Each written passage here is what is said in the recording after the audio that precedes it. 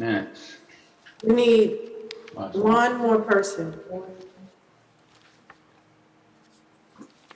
No, we two more. Holly and Christina are not on the 1, committee. 2, 3, 4, 5, 6. Harvey J, that's actually council. City, right. That's 1, city, 2, right? 3, 4, 5. Yeah, we have 5 so far. Okay.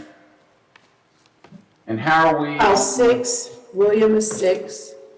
How are we on positions? Do we have all our positions filled? You need nightlife, so we have 13 on the committee right now, which is Eric Lout.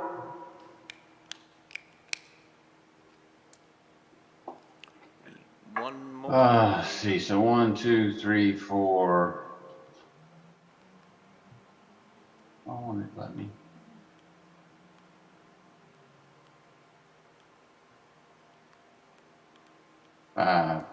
I'm seeing 5.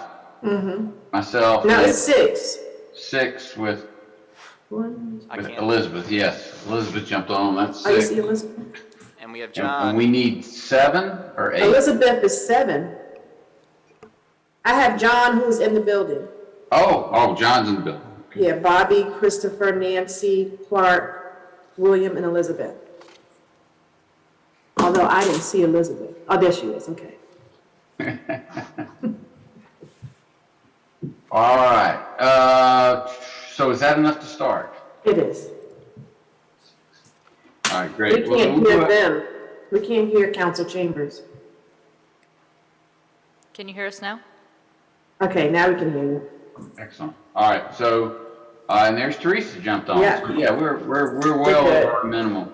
Yes. All right. So we're going to go. All right, great. We'll get out of here very quickly, Elizabeth. We'll make sure that we address your concerns about social district as well before you have to leave. But I appreciate everybody jumping in. Hopefully we'll get a few more on. We'll just go right down the list. The first call to order will be the minutes, approval of the minutes. I assume everybody had a chance to, or receive those, and everybody had a chance to review them. Are there any comments? I have a comment.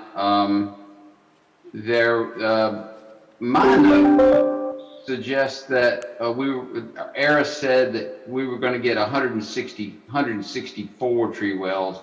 This says 134. Can somebody with the city confirm, is it 164 or 134? Hey, Clark, Chance here. Can everyone hear me? Yes, sir. All right, what I have here on the original spreadsheet that was sent to me from Public Facilities and Errors had 134 on the spreadsheet. Since then, we have taken out 2 blocks, which is the 200 and 300 block of North Front Street because of the streetscaping project that's about to happen. So as it stands right now, I am showing that we have 142 trees and the potential to add more, so. All right, I didn't get that math. You had 134 minus what? No, so I had 134 on our original spreadsheet that came from the contractor and Public Facilities. And we took out about 20 trees associated to the 2 blocks that are going to be under the streetscaping project here next year, which is the 200 and 300 block of North Front Street. And by taking those out, we were able to add in an additional, 12 trees roughly because of the size of the tree wells and depth and everything. So right now I'm showing 142 trees on my spreadsheet, and I am working with Public Facilities right now on where that total is confirmed. It looks like we might be able to get a few more in addition to the 142. Okay. So it was never 164. Is that what you're saying? That's what I think he's saying. Maybe I wrote it down wrong, but my notes, I wrote 164 a couple times, exclamation. It was 164. Okay, good. I know I got going crazy. At least today. All right. All right, so you just confirmed that we think it's going to be over 140. Yeah, right now it's definitely 140, and we have the potential to add to that as we progress, and I'll give an update on that during city updates as well. All right, are there any other questions related to the minutes? Hearing none, I'll ask Veronica to go down the list, or I need a motion to approve the minutes from someone. Motion. Tom Davis. Thank Tom. Second? Second. Thanks, Bobby.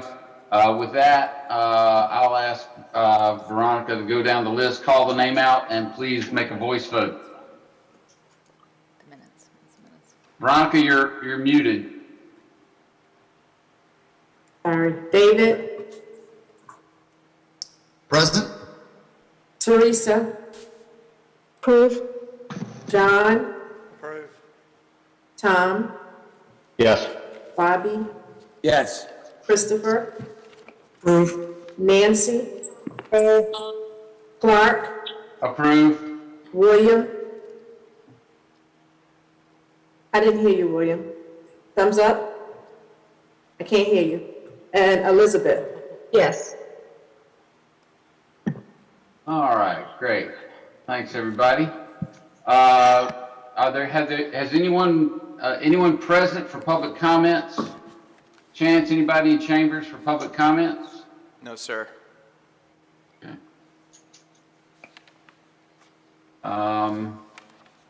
New business, WDI, let's see.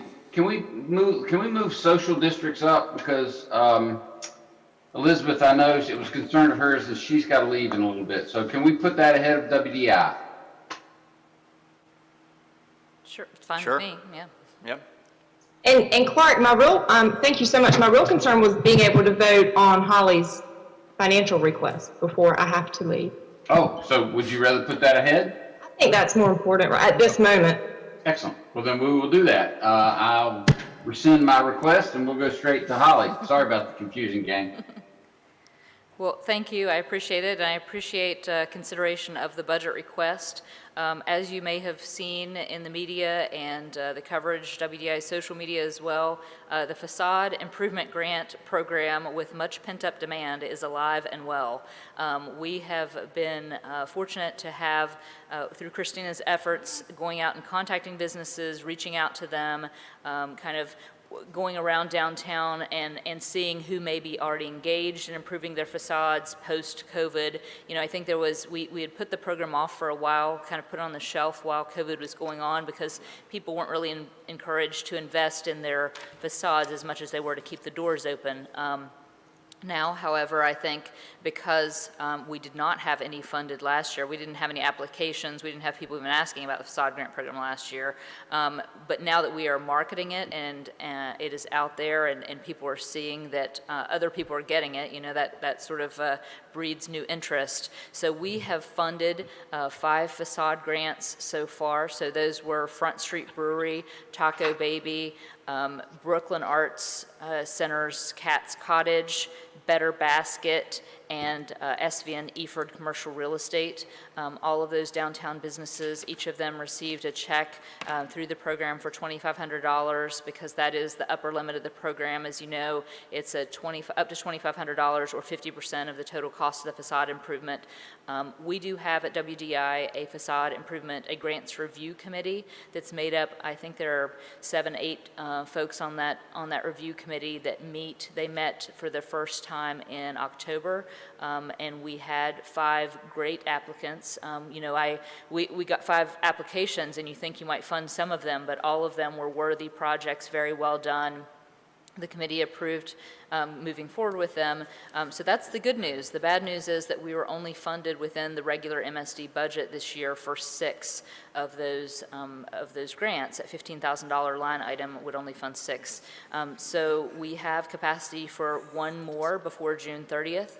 However, we have, it's very exciting to say, but also we're hoping to reallocate some funds because we have 10 applications right now in some stage of complete. We have 2 actually complete and in the office with everything they need to have to be considered, which we plan on taking forward to the committee for the December meeting. But we would only be able to fund one of those, and then we would have to give we could take applications, but we couldn't fund any more until July 1, until, we bring forward a new budget. And if the committee recommends that we, again, use the line item and, hopefully increase the line item given the interest, then we could do more. But what I'm asking for is, long story short, is a reallocation of funding in areas where we're not spending money for holiday decorations, which I think my understanding was that was more of an overflow area anyway, that we weren't, and you guys can give me the history. I certainly don't have any,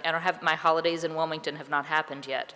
So you tell me if that was, I know it wasn't in last year's budget, but there was a $6,675, it was like the extra money that was in that was just shoved on over into holiday decorations.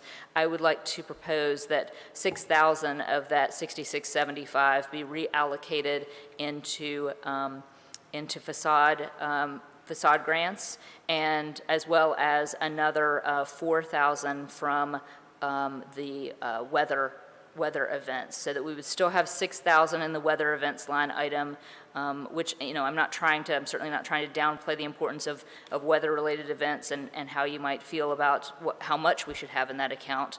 But I do think it's important, if we can, to be able to increase to fund at least 5 more beyond what we have now. So increase from 6 to 10 total projects in facade improvement grants. So I'd be happy to answer any questions. That was kind of a quick overview.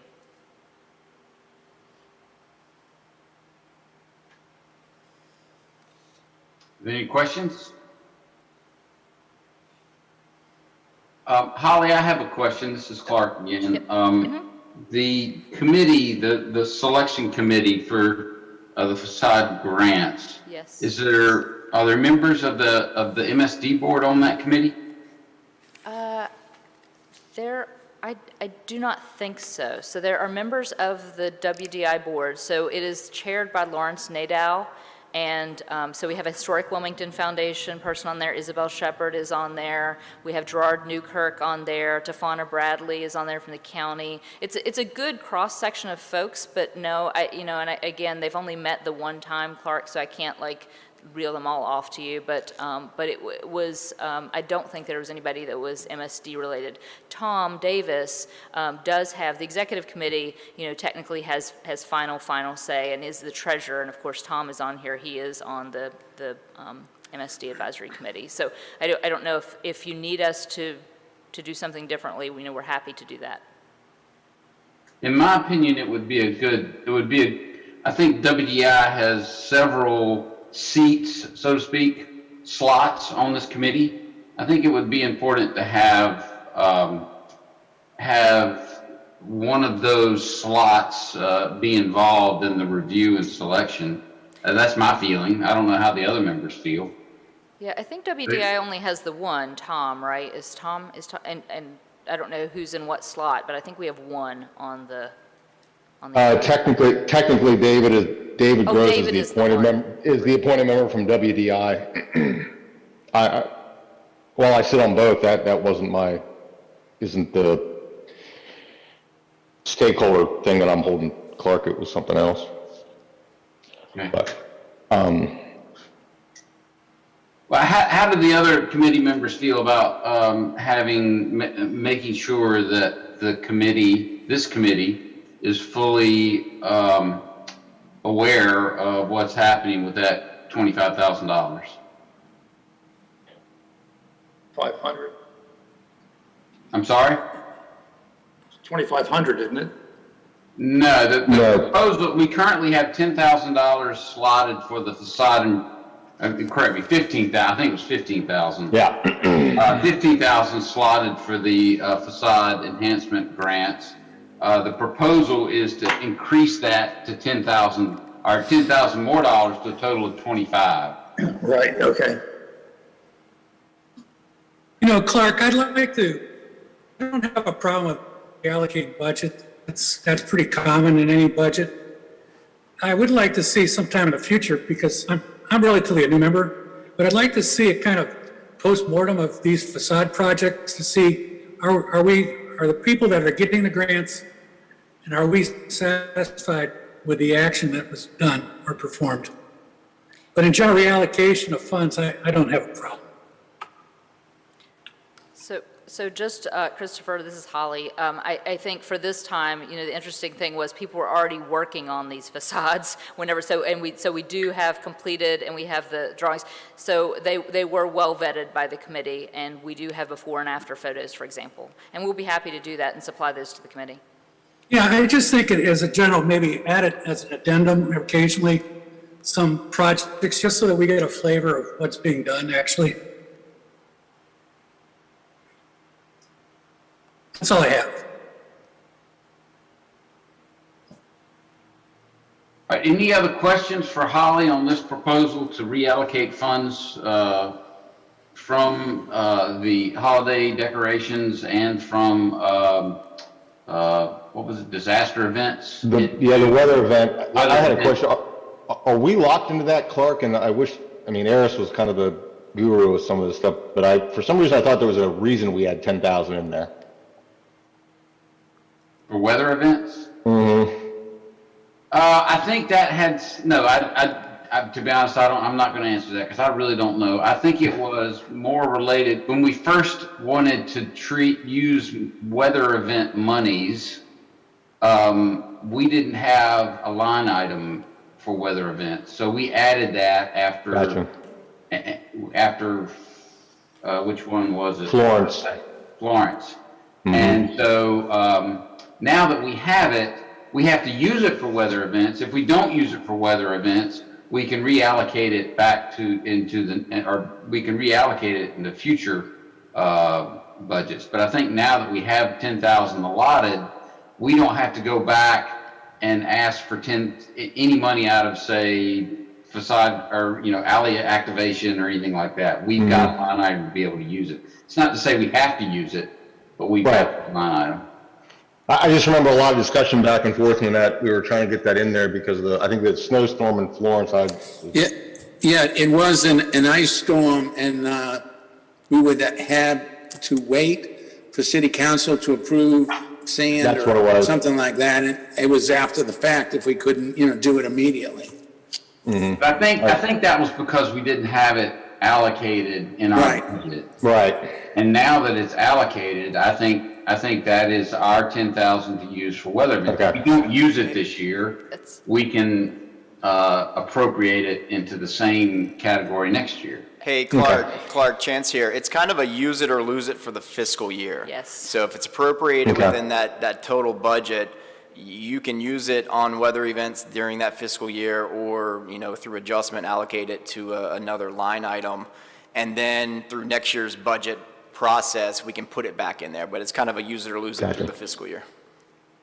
So Clark, this is Holly. One of the interesting things I found whenever I was, my first time this year, of course, drafting this budget, was that, this use it or lose it that Chance talks about. I want to make sure too, I'm not trying to get loose with the money, trying to allocate something from holiday decorations into facade grants or any allocations, right? But we do each year any money. So if you look on the sheet that I provided you, one of the things that wasn't typically provided, but that I did down at the bottom, just under total expenses in last year's, is that $51,571.43. That's what we lost last year from the MSD budget because we didn't use it. So whenever that happens, at the end, if we don't use this money in the fiscal year, it goes into the fund balance, and then council decides how it's reappropriated, and it's not ours to choose anymore. So I just want to make the committee aware that the decisions that you make are within this fiscal year only.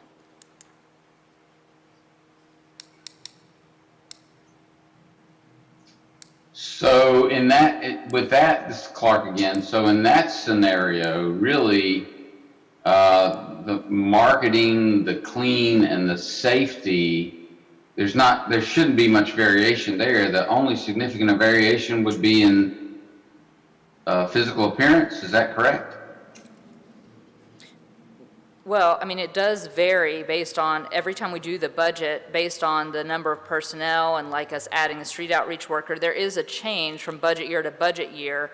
But what I'm saying is at the end of the budget year, if you haven't expended the funds for that year, the remaining balance that we haven't spent goes back into the fund balance. And then, you know, if the council wants to do tree wells, or they want to do manholes, or they want to do whatever they want to do, riverfront park improvements, or it can be reappropriated.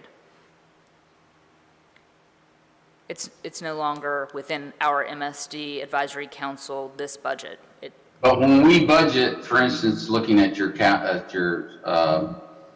sheet, we budgeted $185,641.76 personnel. Right. You're gonna spend that, correct? Correct. Our contract with, Yes, those are WDI contract spend it. numbers, yes. And we And- we adjust that to the not to exceed contract with block by block. So those numbers are all absolutely right on. so the numbers that might vary, personnel for clean and equipment and bags might vary. Yeah, equipment and supplies, equipment, bags, the whole physical appearance and the marketing are, you know, more variable. The only thing that's fixed is really the personnel, clean and safe, and that's because those are the contract numbers with block by block. And what about marketing? No, marketing can change as well. Marketing personnel is for salary you know, this position funds in part, Christina's position actually is our outreach person to do the MSD outreach, and the other items are all things that we can change. Okay. Well, that's good to know. I guess I wasn't aware that all that, I was under the impression that some of that got moved forward to the coming year. Clark, it gets moved into the MSD fund balance. It doesn't go into the general fund balance, so that's still MSD's to utilize, and it could be appropriated that next year from the fund balance, or you could go back to council at any time during that fiscal year and ask them to appropriate that money that went into the fund balance at any given time. So I hope that's clear. Yeah, I'm still a little confused, but that's fine. All right, so back to the question, reallocation of funds from weather events and holiday decorations to increase the facade landscape alley grants from 15 to 25,000. Do I have a motion for that to take place? This is John Sneed. I'll move. Thank you, John. Tom Davis, I'll second it. All right, any further discussion from members? Hearing none, I'll ask Veronica to go down the list again and everyone provide a verbal yay or nay. David? Approve. Teresa? Approve. John? Approved. Tom? Yay, approve. Bobby? Approve. Christopher? Approve. Nancy? Approve. Clark? Approve. William? Okay, Elizabeth? Yes. All right, thank you. So, well, let's move to social districts discussion. Chance, I think we had tasked you with trying to help lead that. Yes, sir. Would you mind? Yes, sir. And I know Elizabeth had pointed this out and asked for some information. So my goal here today is just kind of to give an overview of what the state has passed and the governor signed into law, where the city's at, and kind of what the city's options are with this social district potential program. And there's a kind of a wealth of information here, so feel free to stop me or ask questions along the way or at the end if I gloss over a piece of this that the committee wants to kind of expand on. So this is related to House Bill 890 that the General Assembly put into legislation and the governor signed into law back in September. And what it did was it did not create a statewide social district, but instead allows cities and counties to opt in to social districts and create their own version of these social districts via ordinance. So it's not an automatic thing. Each county and or municipality would have to put a social district ordinance in place and vote on that. Social districts must be clearly defined. Around each social district's geographic area, it would have to include clear signage, including days and hours in which alcoholic beverage can be consumed within the district, clear statements noting alcoholic beverages purchased for consumptions in social district can only be consumed within that social district, must be disposed of before the person leaves that social district. Social districts are only allowed during the hours of 7 a.m. to 2 a.m. Monday through Saturday, and as well noon to 2 a.m. on Sunday. And counties and municipalities may shorten those durations. So that 7 a.m. to 2 a.m. is based upon state ABC laws, per my understanding. And a county or municipality has the ability to craft their ordinance with shorter hours of operation of any social district. So say, New Hanover County could create a district that only runs Thursday, Friday, and Saturday from noon until midnight. So as long as it's not outside of those hours that the state has outlined and within, that would be okay. City or county that designates a social district has to require and establish a management and maintenance plan for these social districts. Before a social district can become operational, city or county must submit the plan to the North Carolina ABC Commission with a detailed map and details of their social district. And here's kind of some important information here. If the social district is established, those participating must be located within or contiguous to the social district that's been established. An ABC permittee is only allowed to sell and serve alcoholic beverages on its licensed premises. In other words, the permittee cannot sell alcoholic beverages in the street or down the street. So basically, you still have to purchase the beverage inside the establishment with the ABC license and then can carry that beverage out. The container must clearly identify the ABC permittee. As well, that container must have a logo of that said social district. So if you are Brewery A that's participating in this, the cup that you sell to go would have to say Brewery A or have a Brewery A logo, as well as a logo for that specific social district. ABC permittee must prohibit a person from entering or re-entering its licensed premises with an alcoholic beverage not sold by the permittee.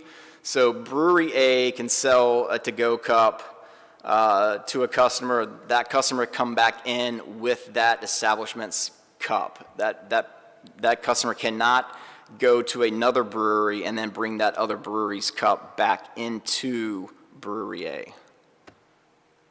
Is that clear? Am I moving too fast here? Happy to stop, slow down, and answer any questions you guys have, or happy to keep moving on this? Very comfortable with it. All right, thanks, Clark. Some other notes here.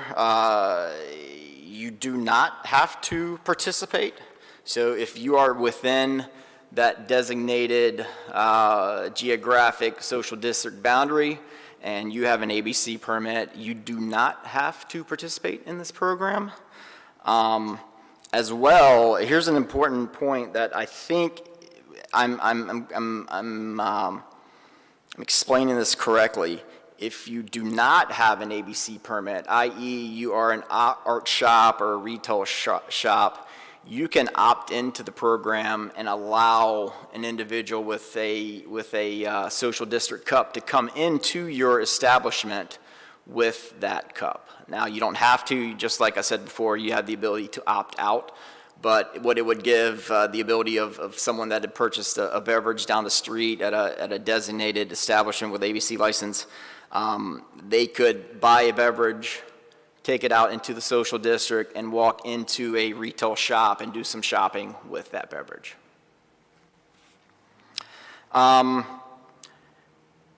You have to possess and consume the alcoholic beverage within the contiguous social district. A person cannot bring their own personal beer or wine into the social district. Person cannot pour the purchased beverage into their own cup or container as well. They have to use that labeled plastic cup. And the alcoholic beverages have to be possessed and consumed within the social district's days and hours set by the city or county. So if the city were to move forward with this and vote on it and the hours are noon till midnight, you can't have that to-go beverage out there at 11 a.m. on any given day or past midnight. It'll have to be within those set established hours. And I think the last thing I had on my list was just pretty simple. A person is required to dispose of any alcoholic beverage in the person's possession prior to exiting the social district. What I will say where the city is right now on this subject, there's a working committee comprised of myself, city attorney, planning, zoning, permitting, and a few others, including WPD. We've met a few times on the subject. City attorney's taking lead on this subject. WPD is currently has a team in Savannah this week, I believe yesterday, today, and tomorrow, reviewing how they manage the public safety aspect of their to-go container program down there in Savannah, which has been around for quite some time now. And I think the idea here is from city staff perspective, as it stands right now, is to put together some potential options as a pilot, put together some potential options of the pilot's geographic area in terms of a small, medium, and large type area, solicit feedback from downtown stakeholder groups, including MSD, DBA, WDI, and then take those recommendations and feedback to council at an agenda meeting at some point next year to kind of review and provide input on. So I think that's what I've got right now. I know I probably gave the committee a wealth of information, and I'd be happy to expand, answer some questions with some of the information I know, or take comments, feedbacks. A chance. I have a question, please. Go ahead, Clark. No, Elizabeth, go ahead. Sorry, you did a wonderful job breaking down a statute into plain language. Thank you so much. Just a minute ago, you named the group that you would be seeking feedback from once it left the city, Brain Trust, and WPD, and you mentioned 4 groups, but I would ask that you include residents. Every entity that you named for your feedback was tied to tourism or commercial downtown, and I'm not really able to list all stakeholders, but we're the people that are here at 2 a.m.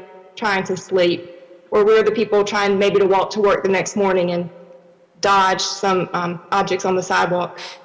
The 2 I can think of, residents of Old Wilmington, we live 3 blocks from my front door is the first bar. I mean, that's nothing.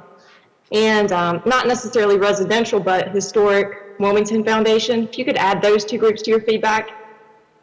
I also learned the social district naming of this, I learned from you today, maybe came from the General Assembly. I think people would really understand what it is if it were called the Open Container District, because that's what it is. And I think again, I'm not going to repeat what I mentioned last time because it's a full committee, but it's a vice. Alcohol's a vice, and what's next? The pot shop. It's a slippery slope. Unfortunately, any pilot project would be near my front door, and also I work downtown as well. So definitely hope you can expand the feedback to get a broader picture of the stakeholders. Thank you. Yeah, Elizabeth, sorry, I failed to mention that in my review. Residential feedback is going to be on the list, absolutely. So, and I'll noted the other entities, residents, Row, as well as Historic Wilmington Foundation, absolutely. I will provide that note to the city attorney's office. Chance, this is Clark. Question, did the legislation require public input at the council level? You mentioned that council could just pass this as a resolution. Is there a requirement that council offer public comment on this type of resolution? Not that I'm aware of, Clark, but I don't know that I personally have gotten into that much of it. On my notes, the only thing I had that the city and or county would have to adopt an ordinance on the subject. So whether that would be a public hearing or not, I'd have to refer to city attorney's office and get an answer to you at another meeting. That's a question I'd like for you to ask and provide an answer if possible. Yes, sir. Any other questions for Chance on this issue? Yeah, I have a question. Is this social distance, and actually I do like open container, is this limited to a discussion around Wilmington, proper downtown, or is this throughout Wilmington, throughout New Hanover County? Chris, the city or county could establish a zone or a social district anywhere within its I don't know, geographic. did you hear me? Yeah, Chris, I heard you. Can you hear me?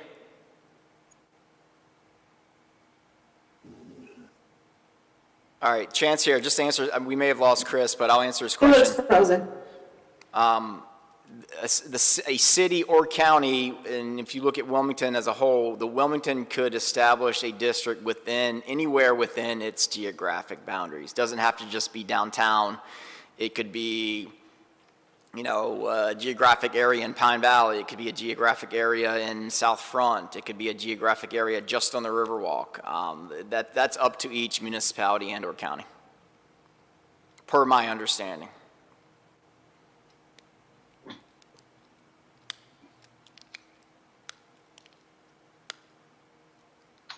Thank you. Yes, sir. Thank you, Chance. And I would ask, this is Clark again, I would also ask that since this is an ongoing discussion, since you are involved with that committee and you're involved with our committee, or your focus group, I'm not sure what the term you used, I would appreciate if you give us an update on those discussions until some resolution is made. I think it would be helpful for this group to hear how that discussion is going. Absolutely, Clark. That is the plan as things progress, and I've got information that I can relay to the group. I will relay it as much as I know each month or as I get that intel. Excellent. All right, any other questions for Chance on social districts? Yeah, actually, Chance, this is Tom Davis. That was a great presentation. Thank you. I know you said WPD is now looking at Savannah. Are any of the groups within the city that, tasked with asking or looking at when they're talking to some of these other municipalities that do something like this already? Not only about crime, but also about cleanup expenses? Things of that nature? I believe, I don't believe so currently, Tom, but I'm not 100% sure about that. I do know within the state, the only entity that's pushed forward a social district of their own, I believe, is the city of Kannapolis. Okay. And I believe city attorney and a few others on the planning side were supposed to reach out to Kannapolis to see how things were set up, the parameters set around it, and kind of just the language and maintenance plans and stuff. But I haven't gotten any feedback back from that. So I'd be happy to relay that once I get it. Well, but even like the people that are down in Savannah, like you said, they've been doing it for years, and the devil's always in the details. So if it's done right, it might work out very well. But I've been to Savannah and had several open containers down there, and next morning, streets are all clean, everything's fine. you can't tell it was a party the night before. And to go to some of Elizabeth's points, that might be an important piece of this. Got it, noted, Tom. We'll see what I can come up with on my end. Great, thank you, sir. Yes, sir. Any other questions? Before we jump to reports, I should have done this earlier, and I apologize. We have a new member. That's David Gross. David, you're with us today. If you would, take an opportunity to tell us a little bit about you and what your involvement in downtown is. Just take a few minutes so that we'll all get a chance to know you. Sure. My name is David Gross. I am a criminal defense attorney. I've been here in Wilmington since 2010. My office is in the Cotton Exchange, and I live downtown and work at the courthouse, so I'm pretty much downtown constantly. As I said, I've been here for 10 years, or I got here in 2010. I am currently on the executive board of WDI. I love downtown. Anything I can do to help to make it better, I am interested in. All right. Thank you. We appreciate your input, and we appreciate your volunteering to be a part of this group. Thank you. All right, so we'll move on to reports. Do we have Lieutenant Nichols with us today? No. Clark, I believe he is down in Savannah and is not available. Got an open carry going? Hopefully. A roadie? Isn't that what the kids call it, a roadie? Roadie, yeah. Either that or traveler. Traveler. All right, then Holly, we'll give you an opportunity to give us a report. Sure. Well, I think one of the things we've talked about extensively in this committee and is most applicable, I think, from our report is our addition of our street outreach worker, our MSD trained social worker, to be a part of our team, part of our ambassador team. He just started. We had a little bit of a delay, as that happens. It never happens quite as smoothly as you think it will. We had a little bit of a delay in hiring. We'd gone out, completed some interviews, and made an offer to someone, and unfortunately the background check did not pan out with Block by Block, and so we don't have access to exactly what didn't work about that, but I know it was something that we didn't want to take on, and Block by Block did not want to take on as a responsibility. It was seen as a liability that came up. So.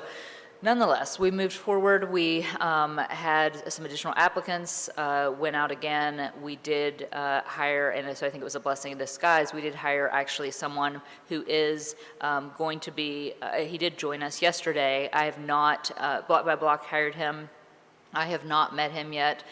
James Slay and Chico Lockhart did the interviewing on behalf of Block by Block for the position, and fit with the ambassadors and that kind of thing in his background. He, as I said, just started, so I had invited James. I know we had talked about last time, James and the new street outreach worker, his name's Jack, coming to join us for this meeting. Day 2, he's in training this week, so I think that's going to be a little bit of he's got a little bit of time to need to get his feet under him, but I think if we do, and I'm not sure what the schedule is, if we're having a December meeting, then I do think December or January, whenever our next meeting is, it would be appropriate, if the committee would like me to do so, if I bring aboard both James and Jack to talk about how things are going. That'll give him a few weeks to kind of establish himself and at least know where things are and get his feet on the ground. So that's kind of our report so far. We've at least made it through the process, hired someone and got him on board, and hope to have him meet with the group at the next meeting. Excellent. So additional, I don't know if anyone does anybody have any questions about our street outreach program? It's just getting started, so I can't, there's not a lot more to say really at this point, but we do have our other projects that we've been working on. Project Grace, of course, that we had a large sold-out luncheon yesterday, WDI, at Cape Fear Community College. We had 376 was a sellout number. There were a couple of empty chairs. Everybody doesn't always show up to these things, but it was well over 350 people that attended the event. It was great way to learn more, and I think really got public involvement up and more media coverage, which was great, about Project Grace, the design intent, kind of a lot of background information. So it was a great event yesterday. We're working on several more. We are really focused kind of in that space for projects, commercial development project work. So we're working with East-West Partners right now on the revival of the Gateway project, so stay tuned for more information on that. Chance, I feel like I'm just a broken record here. He already heard all this morning at DPAC. We had the DPAC meeting. We're also working with the Soda Pop District developers in that area, which is not in the MSD, but the Gateway project certainly is. And then we continue to support at WDI, and thank you very much. I just want to say thank you for the vote on supporting the Facade Improvement Grant Program. I think it's making a huge difference in downtown and helping people to invest in their businesses and their facades, which makes a great impression for people both living and working and visiting downtown. So that program, glad to have some additional funding for that. And then we have additional capacity left. So please do, if you hear of any businesses that may be interested, let them know that our microloan program, we are still accepting applications for that. We have capacity for probably 15 to 20 more microloans of up to $20,000.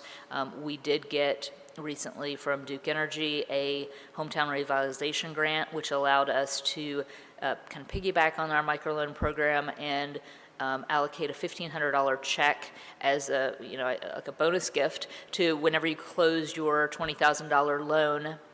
You're also awarded a $1,500 check from this Duke Energy fund to help with your initial expenses, and I think it's a great program. We're very excited about it. We have had 4 loans closed so far, but we really kind of want to pick up an additional 15 plus small business loans. So anyone that may be interested in a microloan, it's available on our website, or they can contact us directly. We're happy to help them through that process. So, and that concludes my report, unless there are any questions. Hearing none, we'll move to the city. Chance, you have anything additional you'd like to add? Thanks, Clark. Yeah, real quick, first and foremost, for those of you that don't know, in the interim, I am going to be the liaison for the MSD committee moving forward. In the interim, how long that's going to be, unsure right now. But since Aris left and went to Guilford County, that's going to be me moving forward for a bit.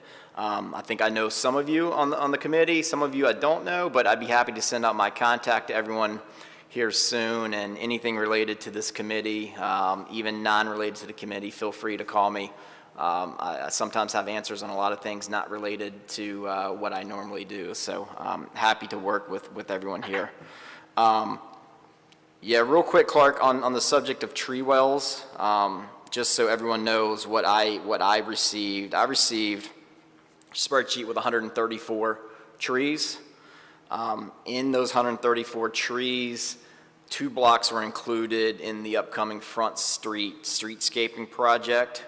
We took those out, added trees kind of on the southern end of Front Street, and that left us with 142 trees. Out of the 142, a good chunk of those were within the historic HBC area. We submitted that list to them and got internal approval to move forward with that plexi material install. And what I noted earlier, Public Facilities just recently, as of 2 days ago, came back to me with yet another revised list and cost. And it looks like we can get closer to probably the 160, 170-ish tree number there. The number they gave me as of Monday was 186 trees, but that put us just over the $100,000 budget.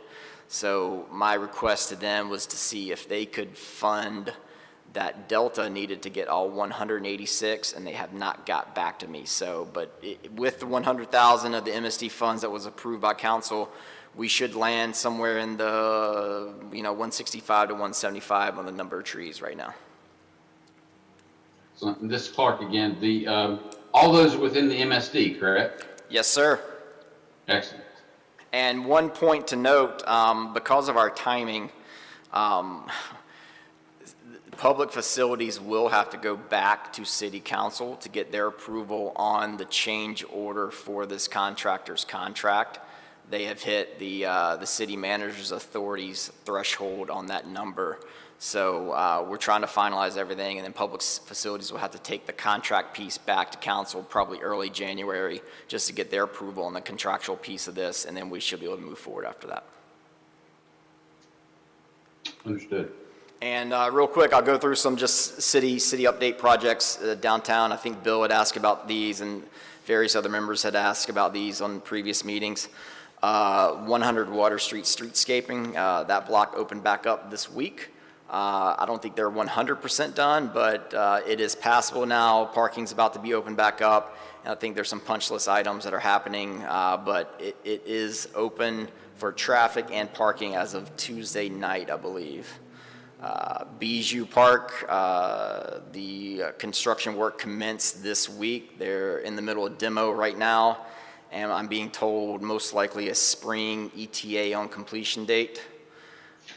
As I mentioned earlier, the 200 and 300 block of North Front Street is going to be under an improvement streetscaping project, most likely starting at the first of the year, barring any delays from shipping and or materials, and that's set to last, I think, 4 or 5 months, if I'm not mistaken.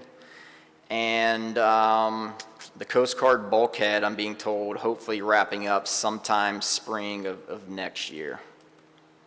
So those are the items I got on the kind of projects downtown. All right, any questions for Chance in the city? Yeah, Coast Guard, is that spring of 2022? Spring of 22 is what I'm being told, Bill, but cross your fingers and hope that is a realistic note that I have written down, but that's what I'm being told. Yeah, does that include the road in front of the bulkhead? No, the road that connects from Princess to Market Street, which is the 0 block of North Water Street, is going to be the final phase of the city's project, and engineering didn't really have a timeline for that one. They've got to wait for the bulkhead project to be complete, and then they will mobilize on the 0 block of North Water Street there. Thank you, Chance. Yes, sir. All right, any further questions for Chance? Before we adjourn, I'd like to get a feeling from y'all about a December meeting. I'm not sure, I can't recall if we've done December meetings in the past, but everybody's so busy, and everybody, since we do this, mid-month, I'm sure we're all going to have other things on our mind.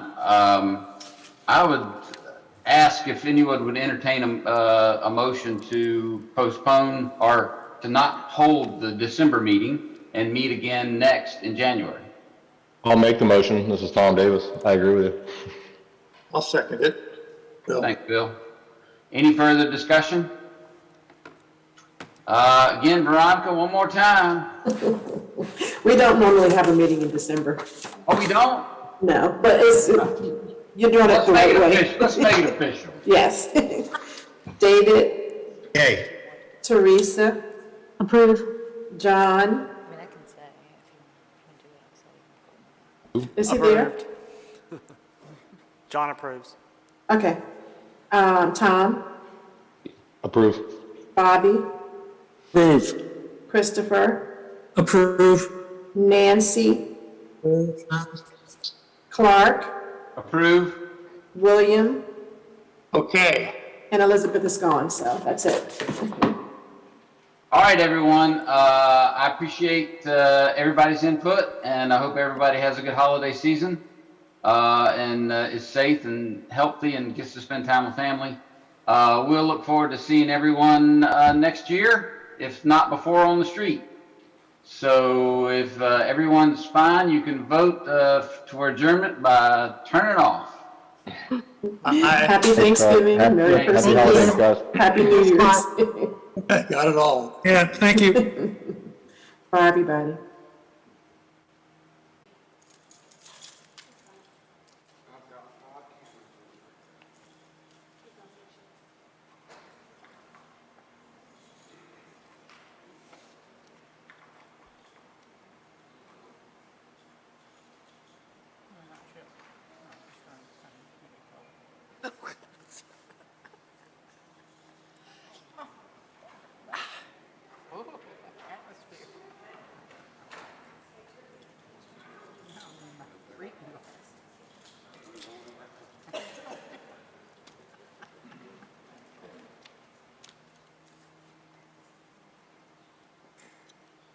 she say okay?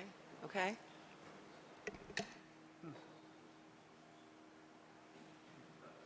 Oh, that's good. Good evening. Welcome to the Historic Preservation Commission meeting today, November 18th, 2021. My name is Joan Keston. I'm the acting chairman for the commission. Hearings before the Historic Preservation Commission are quasi-judicial in nature. This is a design review process to determine if the proposed project is congruous with the special character of the historic district or landmark. Decisions of the commission are based on the record of these proceedings, the Wilmington Design Standards for Historic Districts and Landmarks, and the Secretary of the Interior Standards for Rehabilitation. Evidence submitted to the commission for review becomes part of the record. Appeals of commission decisions are to the Wilmington Board of Adjustment and then to Superior Court and are based on the record. Appeals must be filed within 30 days of the date of the commission's action. Evidence is received during the evidentiary hearing portion of an agenda item. Those who want to address the commission are sworn as witnesses to present material and substantial evidence to the commission. The chair recognizes those who want to submit such evidence during the evidentiary hearing. Evidence should be directed to the commission. To ensure that evidence is properly recorded, please come to the podium to address the commission, state your name and address, and speak clearly. A brief reminder that members of the HPC are appointed by and serve at the pleasure of the City Council. Our charge is with respect to the protection and preservation of properties in the city's designated historic district. We are held to the standards of the Wilmington Design Standards for Historic Districts and Landmarks and per applicable North Carolina state law to determine if exterior changes are congruous with the special character of the city's historic districts. It is important that we deliberate the merits of each request in a manner that provides a record as to the basis for our decisions. Please remember that our deliberation should be centered on how a project meets the design standards and whether the proposed change is congruous or is not congruous. Commissioners, if you have received or been made aware of any outside evidence related to any of the matters, please recuse yourself. At this time, I would like to request that all cell phones be either turned off or put on silent. Thank you. I would now like to introduce the commission members. Christopher Yermal. Stephen Sulkey. Marion Kaiser. Michael Smith. Ron Wilson. Ashley Wilson. And we also have here today members of staff, Ivy Freitag, who's the preservation planner, Melissa Huffman, the assistant city attorney, Christine Hughes, the senior planner, Amy Bradshaw, the planning coordinator. Anyone who wishes to speak today at the meeting, please stand up and be sworn in. If you wish to provide testimony or speak on behalf of any of the items, please stand up and raise your right hand. Do you swear that the testimony you're about to give is the truth, the whole truth, and nothing but the truth? Okay, thank you. Okay, first item are the minutes from the October meeting. Does anyone have any comments or edits? I thought they were perfect. I move that we accept them. Someone want to motion? Second? All in favor? Aye. The minutes pass. Okay. Next, we'll deal with item number 1.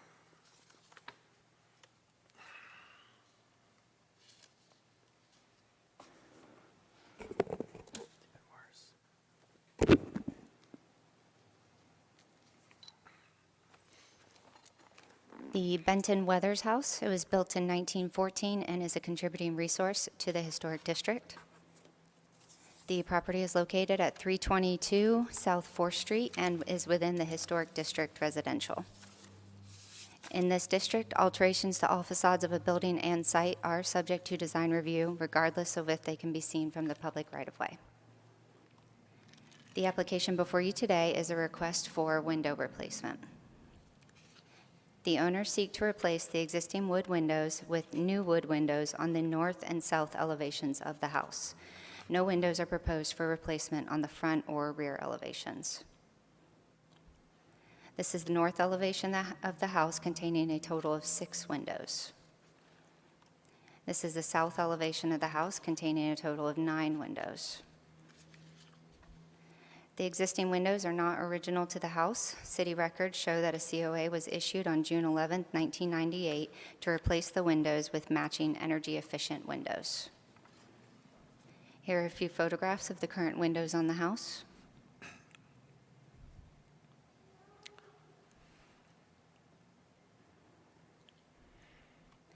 The applicant is proposing to install Tucker door and trim, window series 2100, wood, 1/1, double-hung windows in the color white. The design standards state that windows reflect the architectural style and age of a building, but also indicate changes in technology. Replacement windows should match the original in size, scale, proportion, material, and detail. With that, we'd like to enter the staff report into the record for tonight's proceedings.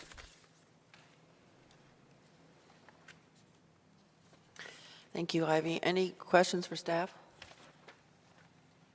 Thank you. Does the applicant wish to present evidence?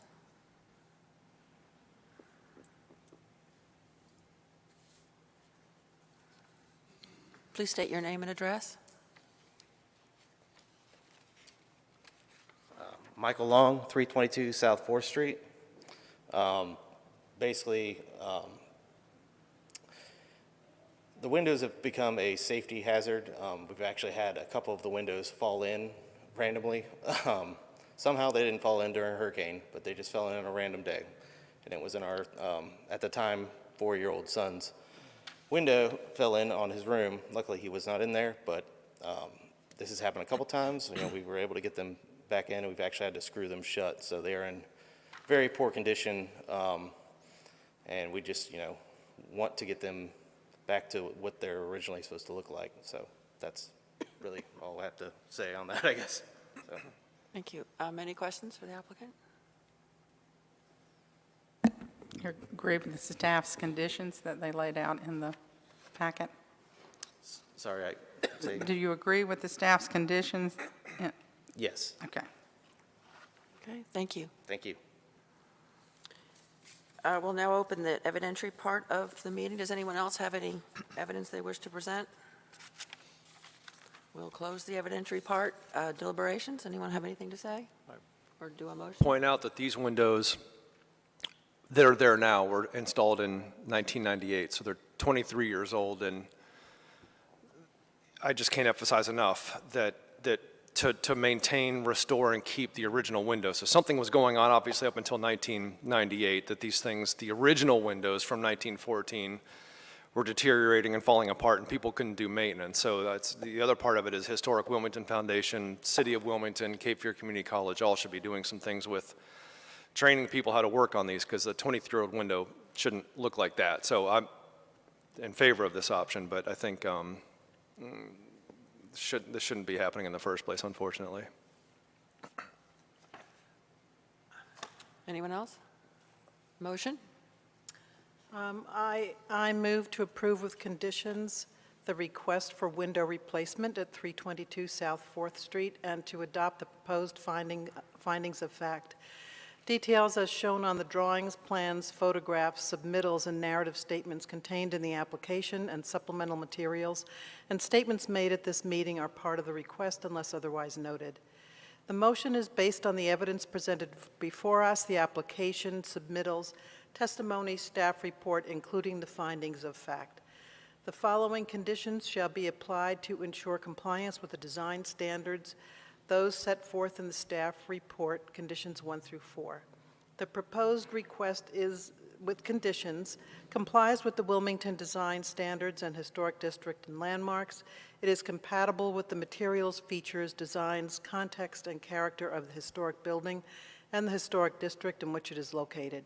And it is congruous with the site, streetscapes, and historic aspects of the historic district residential as a whole.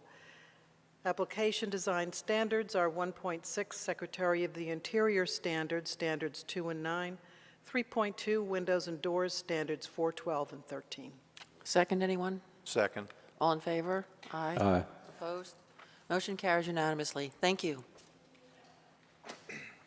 Item number 2.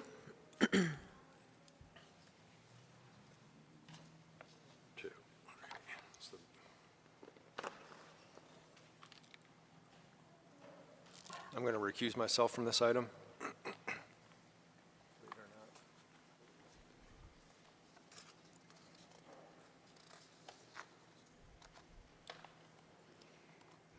The McKay Greenhouse. It was built circa 1840, renovated circa 1870 and 1890, and is a contributing resource to the historic district. The property is located at 312 South 3rd Street and is within the historic district residential. In this district, alterations to all facades of a building and site are subject to design review, regardless of whether they can be seen from the public right-of-way. The application before you today is for exterior alterations to the house, including partial demolition of a rear addition, construction of a new rear addition and accessory building, and site improvements. Here's a site plan of the property showing the areas in which work is proposed. The pink areas are minor exterior alterations proposed to 2 windows on the front elevation and 1 new window on the north elevation. The red area is where the existing rear addition is proposed to be removed and replaced with a new addition. The green area is an existing gravel drive proposed to be replaced with grass and pavers, and the purple area is a proposed rear yard patio. The blue area is proposed to have a new accessory building. Here's the front elevation of the house. 2 new window openings, Marvin wood windows, are proposed on the central unit of the 2nd floor bay. Within the gable on the 3rd floor, they propose to remove the plywood infill of the oval window and replace it with clear glass. Here's the north elevation facing the driveway. They propose to add 1 Marvin wood double-hung window on the western portion of the 1st floor elevation. At one point, there was a door opening here, which was later infilled with siding sometime after 1990. Here's a drawing to show the position, location, and size of the proposed new window opening. Here's the rear elevation of the house. The existing addition, basement access structure, and rear deck are proposed for removal. The rear access steps were removed previously due to structural issues. The applicant proposes to build a new, slightly larger, 2-story, 660 square foot rear addition with a 1st floor screen porch. The addition would have wood siding and trim to match the house, Marvin wood windows, standing seam metal roof to match the house, wood fir door with glazed upper panels, K-style gutters, cast iron foundation vents, and a brick foundation. The screened porch would have wood railings and columns, wood screen door, charcoal fiberglass screen, and tongue and groove wood decking. The existing basement access structure is also proposed for removal. It is to be replaced with a simple Bilco steel access door. The HVAC unit would be removed, but the generator would remain. This is the rear yard of the property. The applicant proposes to remove the existing gravel drive and replace it with turf stone pavers with spacing to allow grass between the pavers. A patio is proposed in the central area using stamped concrete, and a new rear accessory building is proposed in the northwest corner of the lot. The new accessory building would be a 1-story, 180 square foot building with a covered front porch measuring 18 feet wide by 10 feet deep by 11 feet 6 inches tall. It would have fiber cement board and batten siding, standing seam metal roof to match the house, fiber cement porch columns, fascia and soffit, wood entry door with upper glazing, custom 3-panel barn door, and direct set glass windows. All colors would match the house. On the north side of the house, there's a wood gate and fence proposed for replacement. It would be a new black aluminum gate and fence with the gate measuring 9 feet wide by 5 feet 9 inches tall. The gravel drive would be replaced with turf stone pavers with spacing to allow grass between the pavers. Here's a rendering on the front of the property showing the proposed new windows in the bay, as well as the new window opening on the rear half of the north elevation. And here's a rendering showing the new rear addition and how it relates to the house. It is tucked into the 2 existing rear additions and maintains the general footprint of the prior addition and deck. The design standards state that additions shall be designed to be compatible with the historic building with respect to massing, scale, height, form, size, materials, proportion, fenestration, and roof form. Synthetic materials are not appropriate. The standards state that the style of a new accessory building may reflect the character of the main building or have a historically compatible utilitarian appearance. The standards state that new landscaping or site improvements shall be consistent with the character-defining elements of the site and the historic districts. With that, we'd like to enter the staff report into the record for tonight's proceedings. Thank you, Ivy. Ivy, is there any question about the impervious surface? Is that why they're using the turf pavers? The design standards do recommend impervious surfaces if applicable, so I'm not sure the exact reason why they chose that, but that could be a reason that played into the specific item. Thank you. Ivy, on the front elevation, and they're proposing to put new windows, is there any evidence that there were windows there? There is no evidence, actually, as far as I'm aware of. I'm not sure if the applicant has uncovered additional evidence, but it is rather odd, honestly, that a window was never put in that space, just in terms of balance and symmetry. Generally, especially on a bay window, you want to let that light in and create that relationship between the outside. So it is odd that it was never designed with a window, as far as we know anyway, but. But none of the older photographs show a window being there? That's correct. All right, thank you. Anything else? Thank you, Ivy. Thank you. Would the applicant like to come forward? Please state your name and address.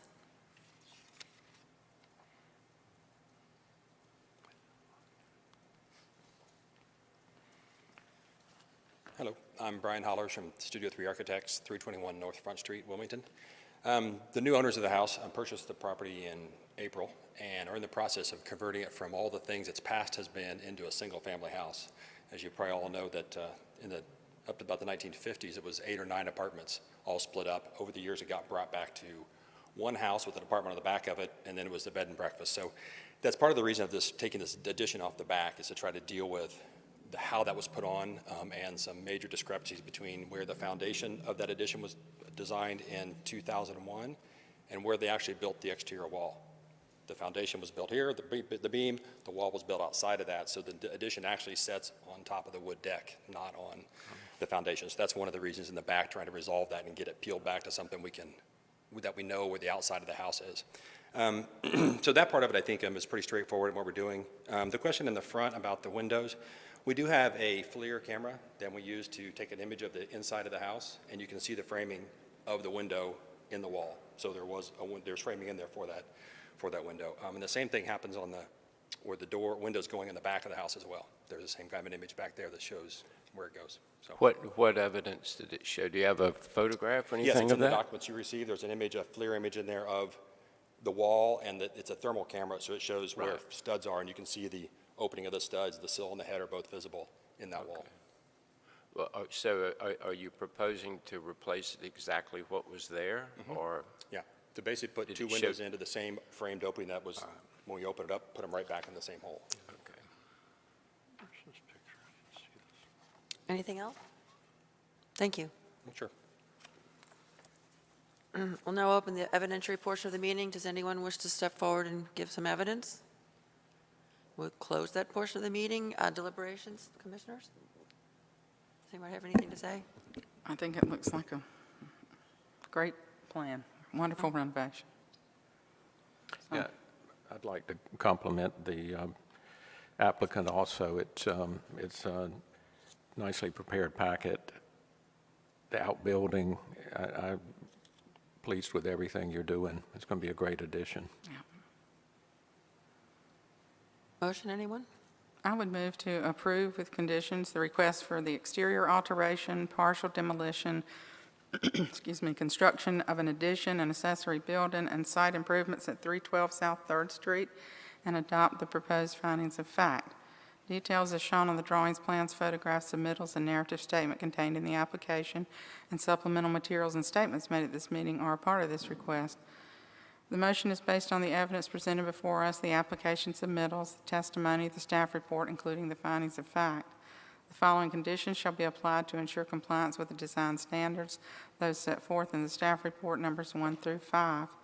The The proposed request with the conditions does comply with the Wilmington design standards for historic districts and landmarks, is compatible with the materials, features, design, context, and character of the historic building and the historic district in which it is located, and is congruous with the site, streetscape, and historic aspects of the historic district residential as a whole. Applicable design standards 1.6, Secretary of Interior Standards 2 and 9, 2.1, Neighborhood Setting, Landscaping Standards 1 through 2, 2.3, Neighborhood Setting, Fences and Walls, Standards 2, 5, and 9, 2.4, Neighborhood Setting, Walkways, Driveways, Off-Street Parking, Standards 1, 3 through 5, and 9, 3.2, Windows and Doors, Standards 4, 6, 12, and 13, 4.1, Residential Construction Additions, Standards 1, 2, and 4 through 6. Anyone want a second? Second. Aye. Aye. Opposed? Motion passes unanimously. Thank you. Item 3.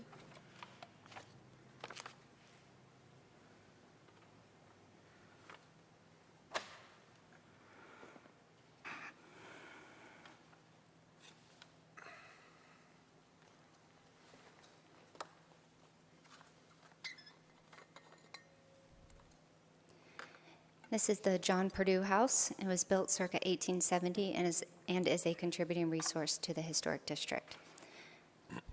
The property is located at 312 North 7th Street and is within the historic district residential. In this district, alterations to all facades of a building and site are subject to design review, regardless of if they can be seen from the public right-of-way.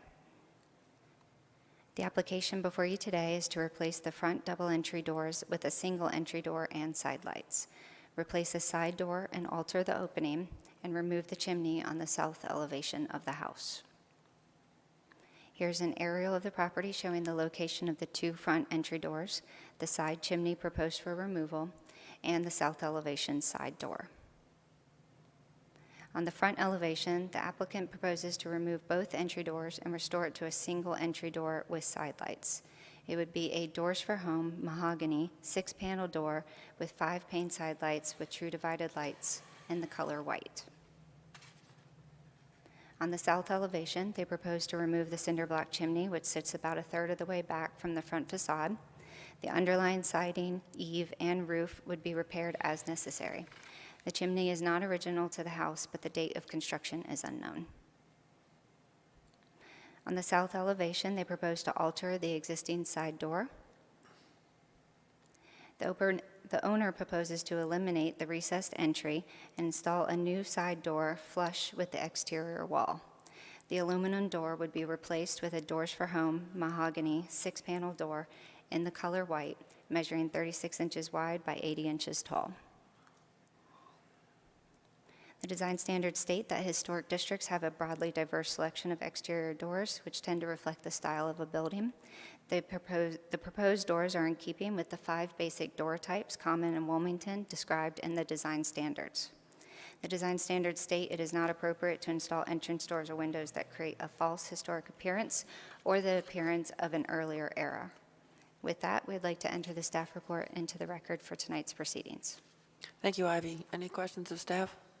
Ivy, is it possible there were double doors there at one time without the center post? Some of the older homes have that.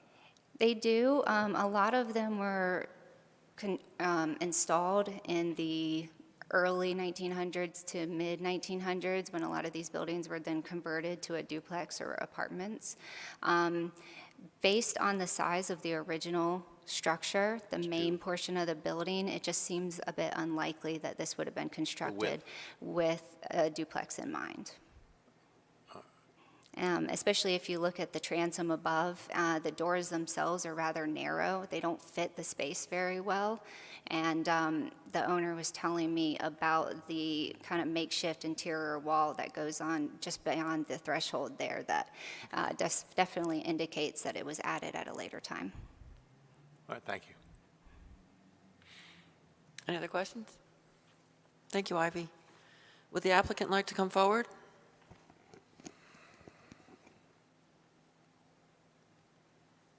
I guess the applicant isn't here.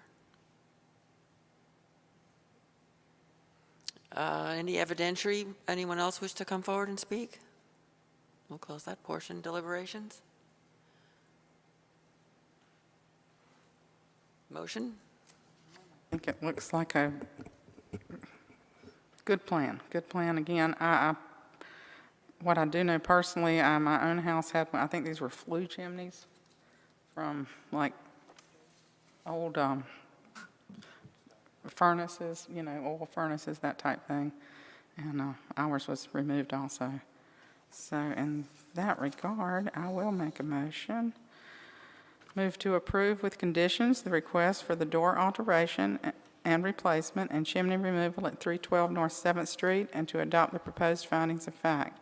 Details are shown on the drawings, plans, photographs, submittals, and narrative statement contained in the application, and supplemental materials and statements made at this meeting are a part of this request unless otherwise noted. This motion is based on the evidence presented before us, the application submittals, testimony, staff report, including the findings of fact.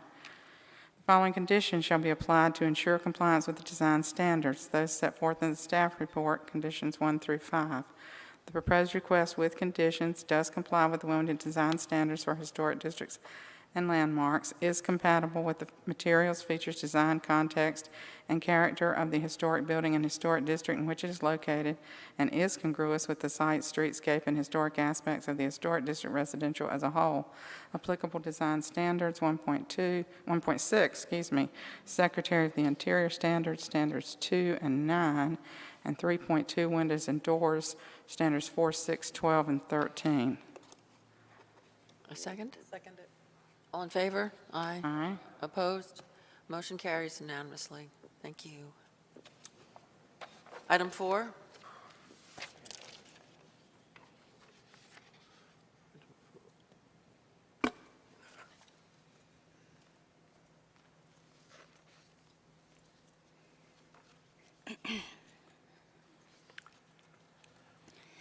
The subject building was built circa 1885 and is a contributing resource to the historic district. The property is located at 616 Chestnut Street and is within the historic district residential. Oops.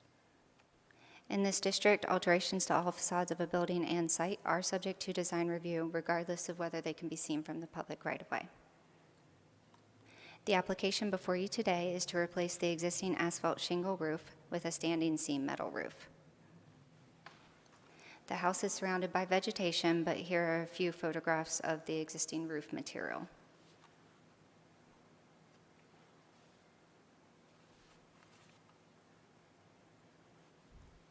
The roof would be replaced with an Englert Series 1500 panel system, 16-inch panels, 1.5-inch seam height, flat panels with no ribs or striations in the color dove gray. On April 21, 1981, a COA was issued to replace the slate roof with asbestos shingles. The applicant's narrative noted that the roof had a combination of asbestos shingles, tin, and slate. Neighboring houses have both asphalt shingles and standing seam metal roofs. Given the age of the building and type of neighboring building roof materials, a slate or metal roof would be most appropriate. The design standards state that the roof is a character-defining feature and notes the diversity and variety of Wilmington's roofs. Technological advancements allowed for other roof materials beyond the original wood shingle, such as standing seam metal, slate, and clay tiles. The roof on the subject property is visible but not a prominent feature in the overall design of the house. The design standards state that if her roof needs replacement, then it should match the original or historically appropriate feature in design, pattern, color, and scale. With that, we'd like to enter the staff report into the record for tonight's proceedings. Thank you, Ivy. Any questions for staff? Thank you, Ivy. Would the applicant like to come forward? Please state your name and address.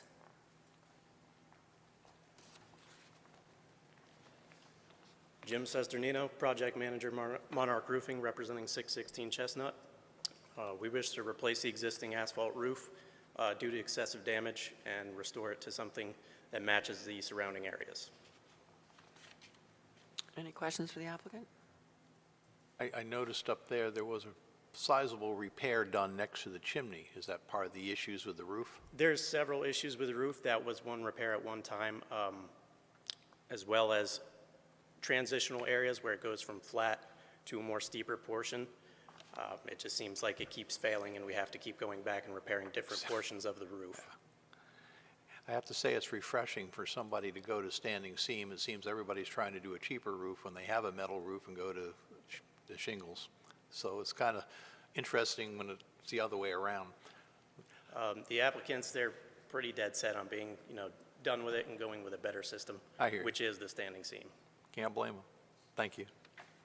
The location of that chimney doesn't really do anyone a whole lot of favors. That takes special attention to deal with getting everything wrapped around that properly. It's so close to that valley. Absolutely. Other questions? My compliments also to the owner for, I think we're all sensitive to the cost that homeowners endure when they go back with a standing seam roof. And I think we're delighted to, as Stephen said, that to have an applicant come forward and voluntarily take the roof back to its original structure. So Thank you. I'll be my sure to let them know. compliments to them. I move to approve with conditions. We're not done yet. We're not there yet. I'm sorry. Thank you. Thank you. We need to open the evidentiary portion of the meeting if anyone wishes to come forward. We'll close that portion. Any other deliberations among commissioners? I just want to make the comment, roofs seem to be my little thing here. Can we just note that it's not true standing seam? I mean, these are the commercial locking panel system, and that is a different category from the original hand crimp standing seam. Okay. Okay, any other comments? Motion? I move to approve with conditions the request for roof replacement at 616 Chestnut Street and to adopt the proposed findings of fact. Details as shown on the drawings, plans, photographs, submittals, and narrative statements contained in the application and supplemental materials and statements made at this meeting are part of this request unless otherwise noted. This motion is based on the evidence presented before us, the application submittals, testimony, staff report, including the findings of fact. The following conditions shall be applied to ensure compliance with the design standards, those set forth in the staff report 1 through 4. The proposed request with conditions does comply with the Wilmington design standards for historic district and landmarks and is compatible with the materials, features, design, context, and character of the historic building and the historic district in which it is located, and is congruous with the site, streetscape, and historic aspects of the historic district residential as a whole. Applicable design standards 1.6 Secretary of the Interior Standards, Standards 1, 2, and 9. 3.1 General Building Changes, Roofs, Standards 4 and 6. Second. All in favor? Aye. Aye. Passes unanimously. Thank you. Number 5.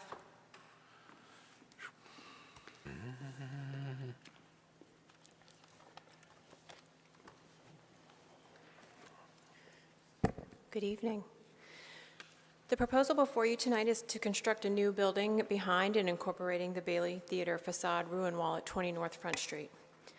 The subject property is located on the 0 block of North Front Street and is zoned Central Business District within the Historic District overlay. Within the Historic District overlay, only that which can be seen from the right-of-way, excluding alleys, is subject to design review. The site was originally developed with the Purcell House Hotel, which is estimated to have been constructed sometime before 1884. The Purcell House was a 4-story brick building that operated as a hotel and rooming house into the 1930s. Seen here opposing the Masonic Temple building. In 1942, the Purcell House was razed and the Bailey Theater was constructed on the site. The theater was designed by Earl Stillwell, and it was an art modern movie house with a projecting triangular marquee, an oversized illuminated sign, vertically accented stepped parapet on the front elevation, and horizontal accents. The theater remained intact until the early to mid 1980s.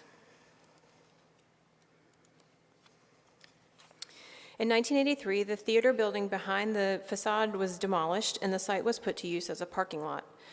Though the facade structure, including the marquee and sign, remained, due to demolition of the building, the site is listed as non-contributing to the CBD HDO.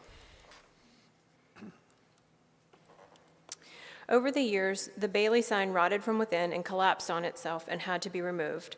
The marquee was removed sometime after 1990. What remains today is only the facade structure with the original pattern of openings, the inlay that was the lobby floor, and a small portion of a wall on the southern side property line.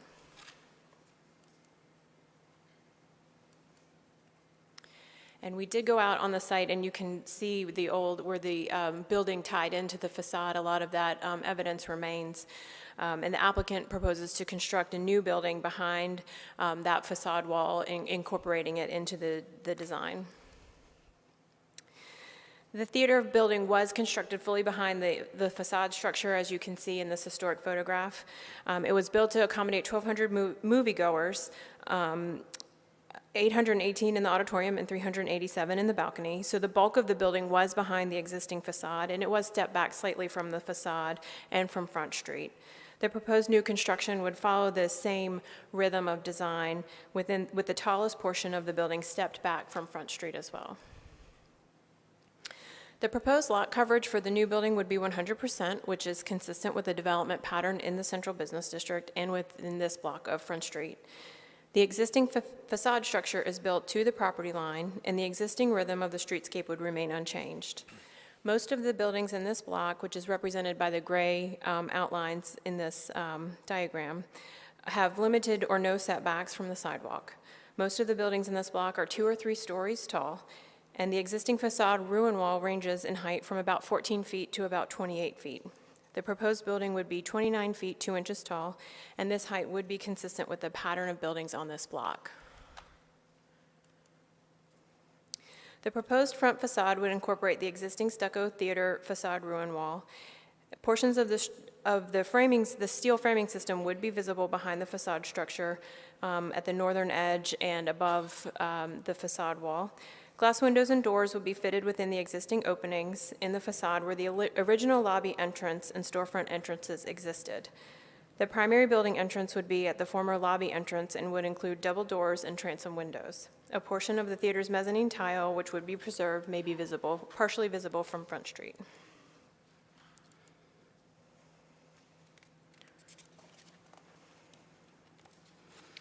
The new building would have a rooftop deck with a glass guardrail stepped back slightly from the facade structure. The guardrail would be clear glass with no tint and would be 3 feet 6 inches tall around the entire perimeter of the roof. Beyond the guardrail, there would be a new storefront with glass doors and stucco siding to match the existing stucco. The tallest portion of the new building would be stepped back from the facade ruin wall by approximately 19 feet, which would minimize its visibility from the pedestrian level. The projecting roof line would be curved to follow the existing facade lines.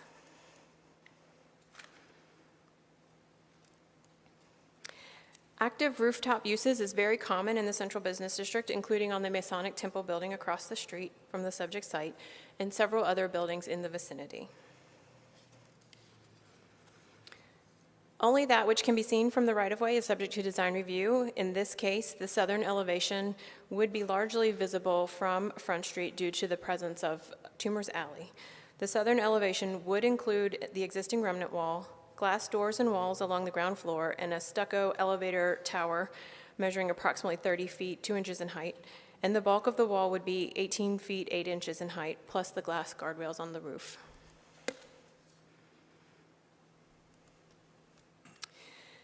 There may be limited visibility from Market Street, hard to say at this point, but this is the Market Street view from the sidewalk there. The existing stucco on the front and side of the new elevator tower may possibly be visible here. It would be stucco to match the existing. It would be painted gray, and the walls on the rear elevation would be painted, the stucco walls would be dark green. And here you see the proposed rear elevation. It is possible as well that the mechanical enclosure, which would be louvered metal panels here, potentially would be visible from Market Street. A projecting sign which would simulate the original Bailey Theater sign is proposed. The sign would be approximately 103 square feet and would project above the facade structure, as did the original Bailey Theater sign. Staff notes that as proposed, the sign would require a variance from the sign regulations of Section 18-392 of the Land Development Code. An encroachment agreement would also be required. The proposed new construction would be designed to be a product of its time and would incorporate the existing facade ruin wall, but would not duplicate or create false history. The proposed design would maintain the rhythm of the streetscape, would be consistent with the existing historic development pattern on this block and within the central business district as a whole, and would be consistent with the design standards. The standards call for new construction to be a product of its time, creating a visual distinction between the old and new, while respecting the character of adjacent historic buildings, the block, and the district. The standards state that new commercial buildings should be compatible with nearby historic buildings in terms of massing, scale, height, form, size, materials, proportion, fenestration, and roof form. The standards and the Land Development Code call for new buildings within the CBD to be situated at the sidewalk. Finally, the design standards state that the design of new buildings should be reviewed with respect to the horizontal and vertical articulation, detail, and rhythms. Staff would like to submit the application package and staff report into its entirety, into the evidence for tonight's proceedings, and I'd be happy to answer any questions you may have. Christine, what's the proposed use of this building? A store or? I don't know. We don't review the use as part of the design.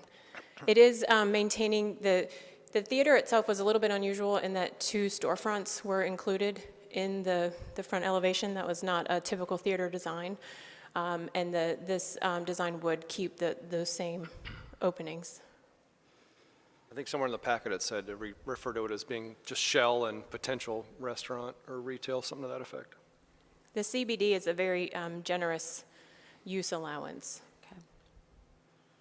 Could you show that picture that you showed with the air conditioning units up on the roof or on the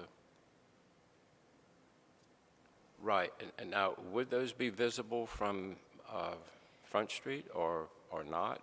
And does the parking deck, that road back there by the parking deck, does that have any impact on visibility, or is that out of the? So we cannot actually step into that alley to determine visibility. We can only determine visibility from Market Street. Okay. And from my eye, I'm 5.5 feet tall, so someone taller than me would obviously have a different perspective. But from my eye, I think it would be possible that you might see those louvers. I don't think you would see the mechanical equipment itself, but I think it would be a stretch to see much of it, if anything at all. Obviously, from within the parking deck, you could see it, but that's beyond our purview. And will Toomer's Alley be used? Some of the renderings show chairs and couches out there in Toomer's Alley. Is that going to be a public way, or, I mean? The alley itself would remain. It's a public alley. It would remain. If they did want to put street furniture in the alley, they would have to go through that permitting process with our Community Services Department. Okay, because that is a very busy alleyway through there. Yes, a lot of people come through there to the parking deck. Yeah. That was the first alley that was kind of chosen downtown years ago as part of the renovation of the alleyways. The city at some point had a program that they looked into that, and that was the first one. So, okay, thank you. I assume on an item like this that the Board of Adjustment, they determine if that sign that's proposed would be allowed or not. They think about the historic aspect and what was there since 42, the old sign. It was important from a staff perspective to recognize that that does replicate a historic pattern. The Land Development Code doesn't allow any flexibility for the fact that it was historically a quite large sign. Obviously, it was intended to be visible for blocks. So the Board of Adjustment would consider a variance from the sign size restriction. We're obviously entering into evidence tonight the fact that that is a consistent with the historic pattern there. Right. Okay. So what happens if we approve this and then the signage is not approved by the Board of Adjustment? Then the whole idea about this facade goes away, doesn't it? if they don't Well, approve? if the sign, if the board doesn't, the Board of Adjustment does not approve the variance for the sign size, they would have to come back with something else. Signs can typically be approved by administrative bypass because this is a rather significant sign.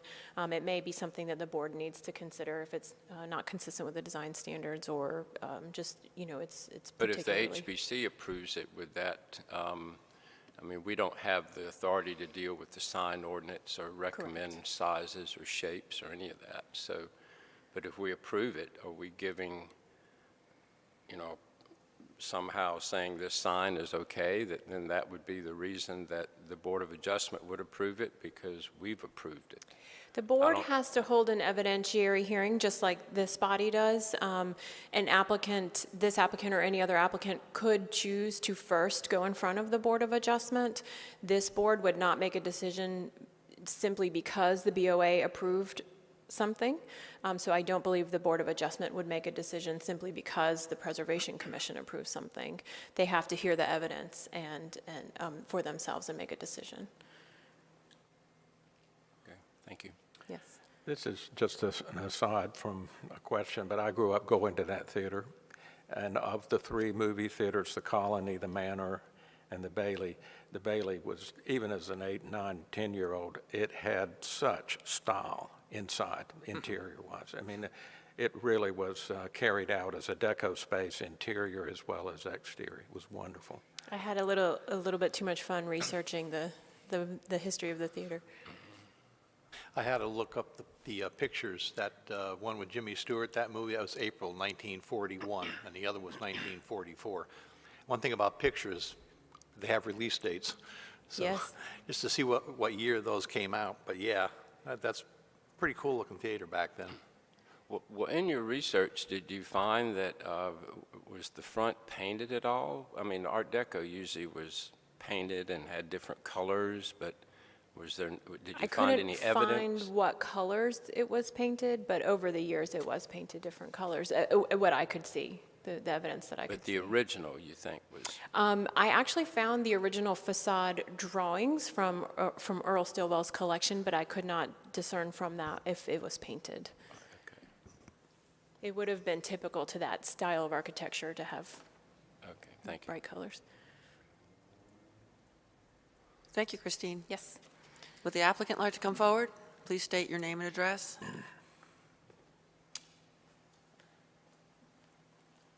Hello, Commission. I'm Rob Romero, 210 Greenfield Street. I think Christine did a great job describing it all. If you have any questions, fire away. I think it looks great.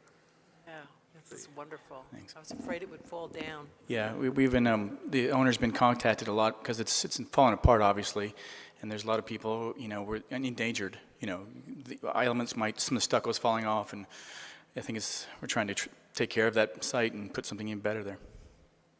Have you guys gone so far yet as to identify the color of that commercial style aluminum? It's like aluminum storefront. Is it going to be a bronze brushed aluminum? Probably in the black range, yeah. Okay. I think so. And it's the color, you know, we see a green in one of the renderings, and yet the samples that you submitted, I don't see that green. Is that just a color of the printing, or Probably. Is the sample not bright? Because the trim is highlighted in black, but then you've got the bulk of the building and the panels that are going to shield the HVACs, but right. it appears in the page of renderings a light green. It's, yeah, and then green, kind of an olive green tone. Okay, but more we or less. didn't get a sample of that. Okay, I could provide that at some point, yeah. That's not in there. I think it just appears black, Los Olive Foss, I believe. But it looks black. I mean, It that does, is the trim. it does, yeah. That is the trim, I guess. That is the black, that top color, but the green is not, we don't have a specimen of that. Oh, it didn't come through? I thought I had some color copies. It is in your package. It does appear black. That's simply it from is the green. printing. It is Yeah. more of a green color. I think you can see a truer sample of it in the architectural drawings. There's on one of the sides. I'll find what page it is for you. Yeah, the rendering's pretty accurate to the color they like, you know, that 3D. I had difficulty understanding the relationship to the addition, the building, and the facade. in the rendering, it shows that 26-foot side that's existing. There's a space open there where, when the building starts. Right. And I don't have a sense, and I apologize if it's stated what the setback will be from the facade. Oh, okay. It's actually. I didn't see that. It's actually 3 feet. It's trying to make a door swing so it doesn't, we're out right on the property line, so I wanted to make sure our doors swing not over the property line, into people. So they're recessed entries. Is that what you mean, the side doors? On the Front Street side. Oh, the Front Street side? Yeah, that's also stepped back intentionally. I know, but I don't know how far back, is what I'm saying. I didn't see those measurements anywhere. Oh, I think they're in the drawings. Are they? It's on one of the drawings. They should, yeah, everything's pretty dimensioned out, I think. Can we pull it up? Can you show me? Do you know? Looks like it's 3 feet. Yeah, it should be 3 feet. Yeah. So 3 feet from? The face of that stucco. Okay, so you have stated you want to maintain the mosaic or the patterned floor, but that goes back further than 3 feet. Right. You know, in actuality, it might be hard to save that floor. We might cut it and remove it because there's going to be a new slab there. So we're probably going to have to carefully take it away and then put it in a more appropriate place, which wouldn't interfere with the doors. I think that's what you're saying. The doors and that nice flooring needs to be appropriately designed. And each of the opening spaces where the 2 retail spaces were to the right as you face the theater, that's proposed to be glass, is that right? I see a planter inset there, Yeah, but it's behind glass. that is glass. Yes, that's right. Correct. To the ground. Yes. And that's, after the setback, that is all going to be, it's not an atrium, it's all going to be covered, roof covered. That's right. That's right. Mm-hmm. Mm-hmm. And it will tie into the facade, because right now we see all the metal work, Yeah. ironwork girders that are supporting that. Right. I large imagine that will actually be removed. The existing support and new, better steel structure will come to frame it and support that wall from racking. Yeah. Well, I'm a little concerned, Rob, about the statement you just made in the packet. It says existing floor for your mosaic to remain, and then you just stated that you're probably going to move it. Yeah, it's going to be tricky. I'm not sure. That's a construction issue with the contractor, whoever does it. We would love to keep it where it's at if we can, but if there's a need for the slab to be poured around it, we'll do that. You know, it's a to be determined issue. Well, if we approve this and we approve that being located there, what are you going to do if you have to move it? Well, I think we'll make sure we can keep it there if it's approved in that case. That's inside the building, correct? Pardon? That will be inside the building? Yes, that's So right. you can't see it anyway? Yeah. So we have no purview over that? It's on the inside. It's on page 42 of the packet. You can see pretty clear detail of where that mosaic is in relation to the building and how far back the building is from the existing deco storefront. Yeah. And what page is that, please? 42. Okay, let me look. Okay.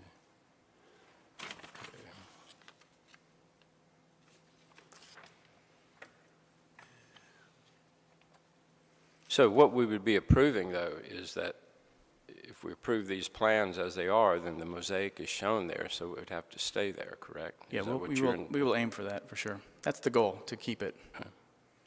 But isn't it inside the building? So is that something is that within our purview?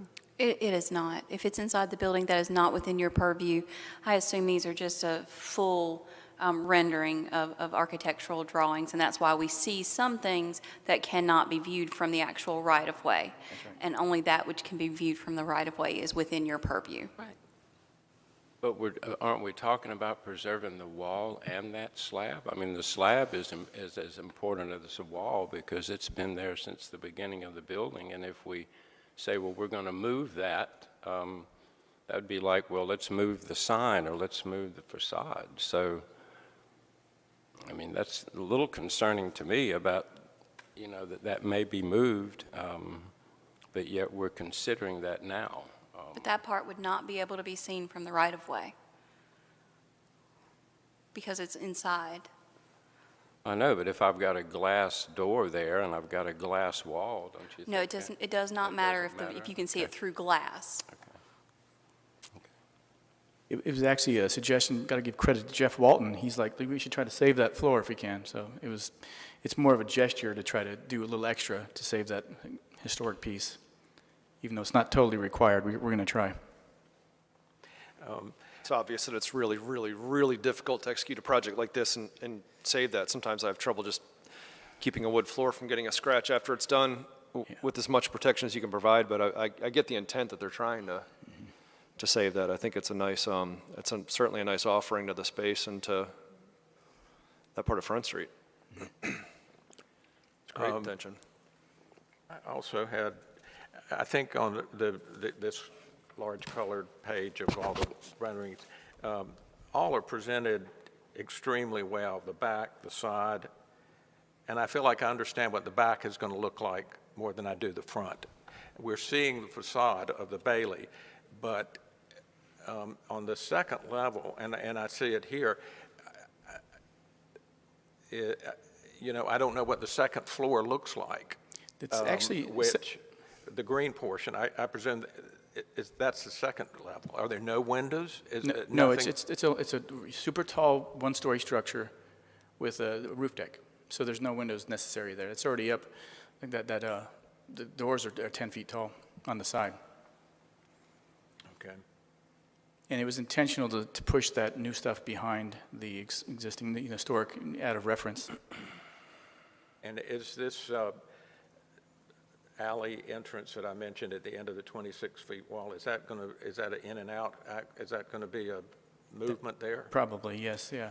Like it was brought up, we don't know who the tenant is. I mean, a restaurant would be desirable. I think that's the goal, or a retail, commercial. And the space, the two retail spaces, where will they begin? 5 feet, 3 feet in? And what is that space on the other side of the glass where the two retail spaces were? Does that start the retail space? That's but right. They'll enter through the double doors. That's correct, yeah. And since we don't have a tenant, we didn't want to start slicing up the space. It's mostly an open frame, open structure. And we'll obviously keep, there's some pieces of the ruin walls that go back a bit. You can see the plans. So we'll obviously keep those, but whoever moves in will have to work around those. And it'll be part of the character of the space. And I did wonder when I was looking through, particularly with the placement of furniture in the alley, whether there was going to be a petition to close the alley. Oh, no. Which is clearly heavily used from the parking garage. You're right, for sure. We just wanted to interact with it to, we know there's people flowing. If a restaurant's there, we'd love to have people stop in and as they're going by, make it more of an inviting alley.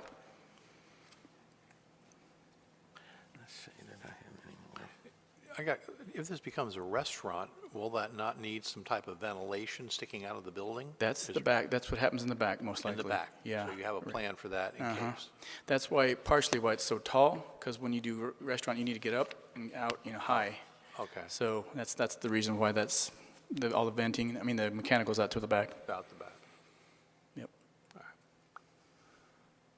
Do you have a sense if, there was a note in the staff report about if archaeological things were found, that they would go to a museum. Do you think there would be time in the project like this for Public Archaeology Corps to get involved and take a look as footings are getting excavated and things like that? Maybe. It's possible. I don't know, because it's been a parking lot, right, most recently, I guess, and I guess they might have found something along that way. We don't know. Yeah. I'm personally thrilled to see something go in that space. I think it's needed it for a long time. And Thanks, Marianne. Yeah. I think it's a great plan. I agree. Yeah. It's very pretty. It's. Not to be dangerous, too. I'm happy this commission did not allow the demolition of this facade. I know, and I was on that side when we allowed the demolition.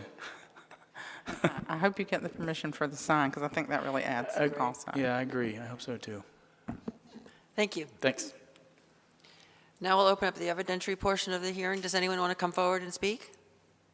We will close that portion of the meeting. Deliberations among the commissioners. That last point about saving and not demolishing this, and it is a non-contributing, technically it's a non-contributing structure, but for this project to to work at saving a non-contributing feature, you know, they're not required to do that, but to incorporate that storefront is phenomenal. I think this is just going to be such a major win for downtown Wilmington. It's a great way to go about adaptive reuse and keep some of these things. I don't have an issue with the sign and possible non-approval or approval because we've also approved other things that we're waiting on certain conditions by somebody else. So it's like, this is not new. A motion, anyone? Well, Or more comments? I'm sorry, I thought he was still at the podium, and there was not, I guess there's nobody going to speak, no one Right, here to speak. I closed that portion. My concern is that, you know, we often get paint samples in chips that are passed around, you know, this, you know, we're basically saying, okay, well, we think it's that green, or it's labeled this green, but it's come across as black. And, you know, we really don't have we're proving a green that the applicant just says it's that color. You know, I wish I had a chip. I do think the facade of the building, the black trim's going to add some drama, but I really don't know what the green is going to be. It appears olive, and it says olive is in part of the title, but that's just confusing to me that we approve a color that we don't even have before us. Just as a reminder, paint colors are on the administrative bypass list. So if staff found that there was something inappropriate, they would bring that back to you all. Okay. I appreciate that. It is just what has been submitted to us, and that's what we're here to rule on. And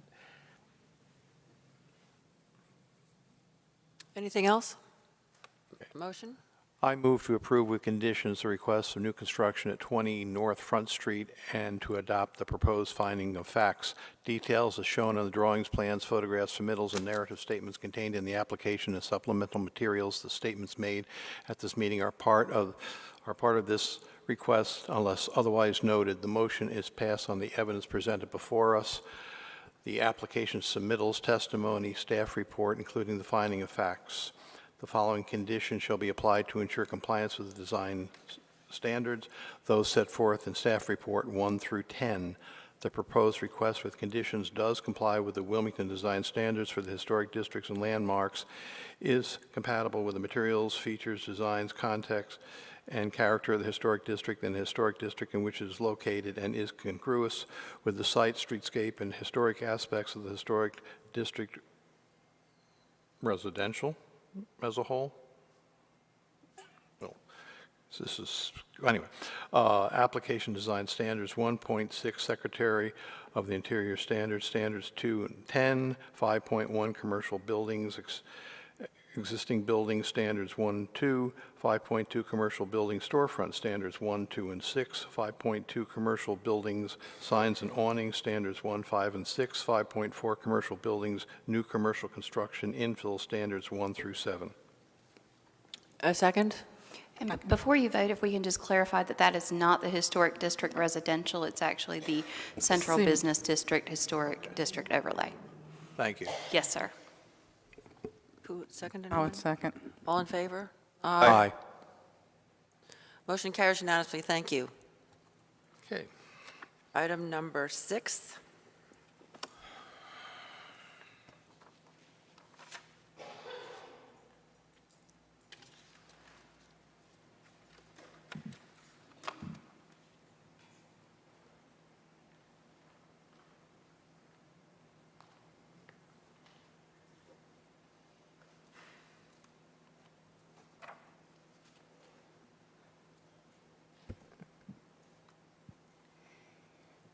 Okay, here we go. So this house was built around 1915, and it is listed as a contributing resource to the historic district.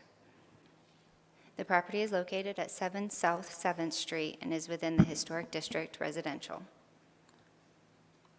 In this district, alterations to all facades of a building and site are subject to design review, regardless whether they can be seen from the public right-of-way.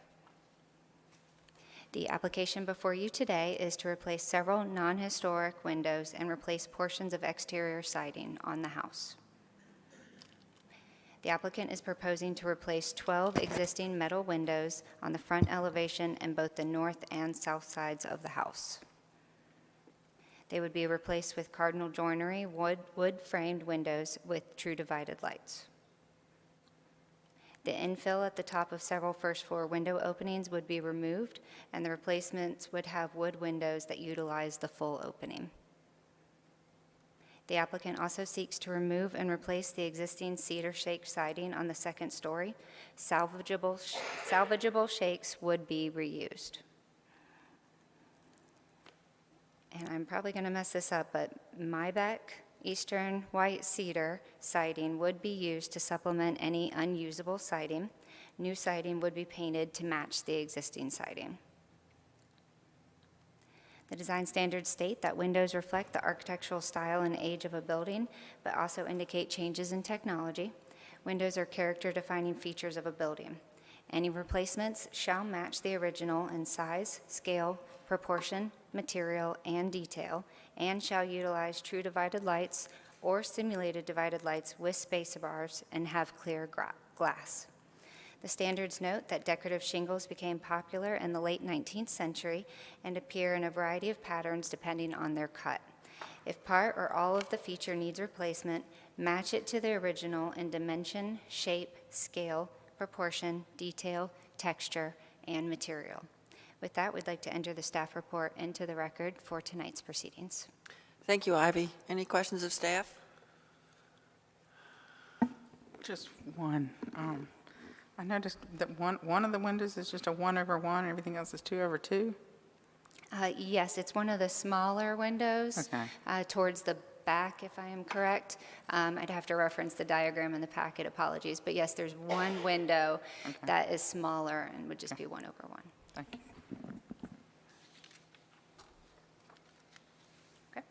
Thank you, Ivy. Would the applicant like to come forward?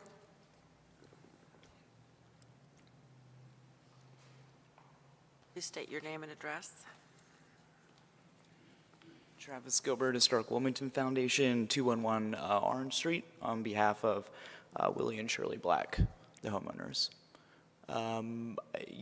We are just very honored to be assisting Willie and Shirley in restoring some windows that are more historically accurate for this home, and also making this home more resilient to kind of climate change occurrences. These windows are causing some water infiltration and some mold issues inside the house. So we're looking forward to addressing some of those concerns as well while doing some great preservation work. I can answer any questions you might have. When I was looking at this, what about the brick? It could use some pointing up. I mean, there's sections in the brick that has to have water penetration. You've got it. Our general contractor is Cade Holiday, so we're taking a multifaceted approach. This is using grant funding, so as you can imagine, it's quite a dance to ensure that we can do the most with the money we have in the pot right now. Okay. And to that, I guess I have to ask the obvious, what Historic Wilmington Foundation's and your involvement is, how, like, maybe there's something that you're doing that we don't know about that might be useful for us, and we speak to other people in the community and things like that? Of course, yeah, thank you, Chris. I know it's outside of your purview, but we are working with the City of Wilmington to identify homes that are on the demolition by neglect list, simply because of the financial cost it will take to fix up these homes to get them off the demolition by neglect list. We've had great partnership with Cynthia, with Ivy on this pilot program. Willie and Shirley have been at this location since 1970. They predate some of the regulations in that part of the HD, or now the HDR. So we're really looking forward to making a difference. Hopefully this goes well so we can take this module to other homes in the historic district that Cynthia and I are working to identify. And it's a window restoration. I mean, if I read this right, you're dealing with this joinery company, and they're building if I'm not mistaken, right, brand new sashes out of wood, and you're going to be reattaching these within the existing frames. This isn't a pre-hung, but you're putting wood sashes into the existing frames and retying ropes to the weights. That is correct, and it has already begun on the second story with restoration of existing windows. Well, I compliment Historic Wilmington for this initiative and campaign. I think that it's going to serve a very useful purpose and harkens back to the roots of the foundation and the city. When I came in '79, that program was very active in whole blocks that were improved and stabilized and remarketed or funding. I took advantage of low-interest loan from the city to build the addition on my house. So I'm glad to see that partnership return. Thank you, Mr. Smith. Just a quick question. Congratulations, and I'm glad that you are partnering with the family here to help them. But why was the decision made to go back with the old sashes and keep the weights in there versus a more modern approach? I know because it's such a far superior system.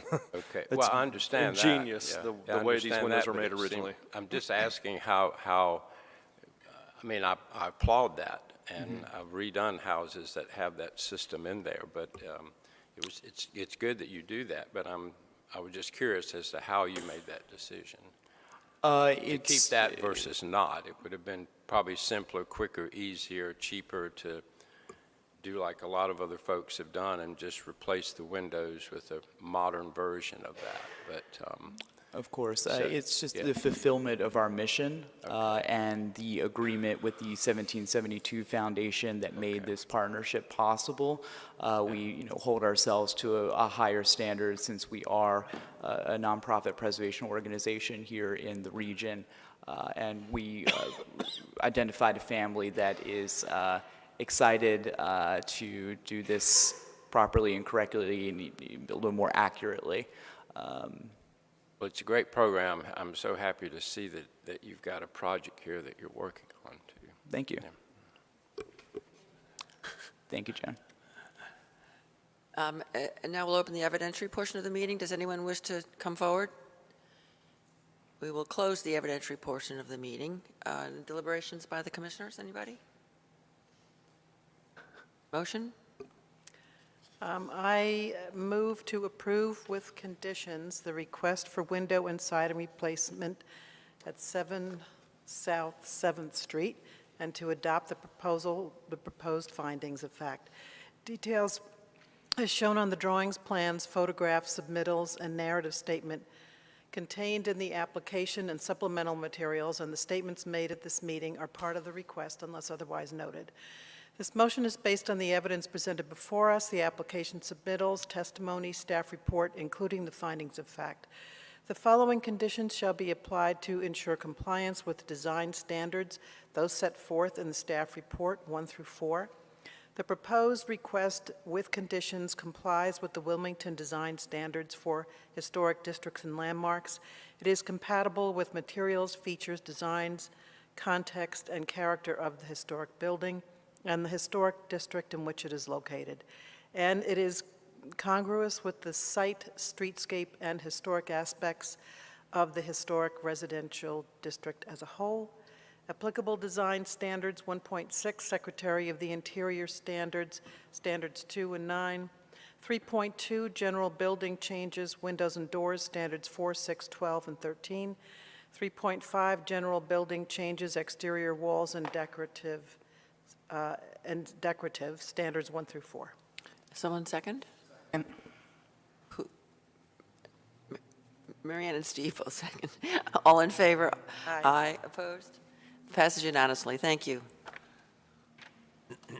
That concludes our public part with houses. Commissioner Smith, you have some survey update for us? I think following the subcommittee meeting and the city council meeting, I sent emails out to update all the members. Did everyone get that? I was very pleased, as you will recall in my update, there was an outcry from the Realty Board expressing concern and asked that the item be shelved and not heard that night. It did go forward in that there is probably 6 months before any action is going to be taken of the legislative side of that, which will give the Realty Association time to speak. Really, you know, we're talking about historic structures, contributing structures, and, you know, it was voiced that, you know, with some dismay that the Realty Board would oppose this, but nonetheless, the email went out to the city manager and email went out to all the commissioners, and 2 or 3 spoke, raising the point while, but the vote did go through and it was unanimous. But I think, quoting Commissioner Haynes, that a lot of education needs to take place to the Realty Board and try to understand their concerns to stand in opposition to this legislation going forward. So that's pretty much it. Anybody have any questions related to that? That was a real win, I think, for our city. I thank you all for supporting that and helping take it forward to the city council. And again, I think it is a 6 months off before it will be, you know, really rev up under the legislative branch of it to try to get it in Raleigh. But at that point, I think that it's fair. I don't mind participating on some educational panel, and I think that perhaps Historic Wilmington to reach out to the realty community and find out, and you know what, and the preservationists try to be proactive in educating the community and the Realty Association to allay their fears. Pardon? The local board of realtors here? Mm-hmm. That's opposed to it? Well, they wanted time in which to come up with a statement plan, but they asked to have the item shelved. And again, given the time lapse between council's approval and when it will rev up to the legislative body, it was expressed that there would be ample time for the Realty Board to express their concerns. So we hope to understand what their fear is in opposing this. That's kind of how it was. That would be, I mean, I can't imagine. So that's really what happened. I did mention in a couple of email exchanges to the commission, particularly the discussion that occurred with the subcommittee when I was there. And before they ever voted to push that forward, the discussion came up about an inventory of properties, which really would play into better data related to contributing structures on the north side particularly. And I will refer to the 160D-942 powers of the Historic Preservation Commission, and the first one is undertake an inventory of properties of historical, prehistorical, architectural, and/or cultural significance. So it's quite within our scope to make this recommendation. And what I think I said in my email to all of you was that by endorsing this, we really get on board with what the subcommittee had already talked about. Commissioner Haynes brought it up. And again, this was discussed before we ever got to the vote of taking our resolution to the full council, even so much as to explore where the money might come from to help fund this.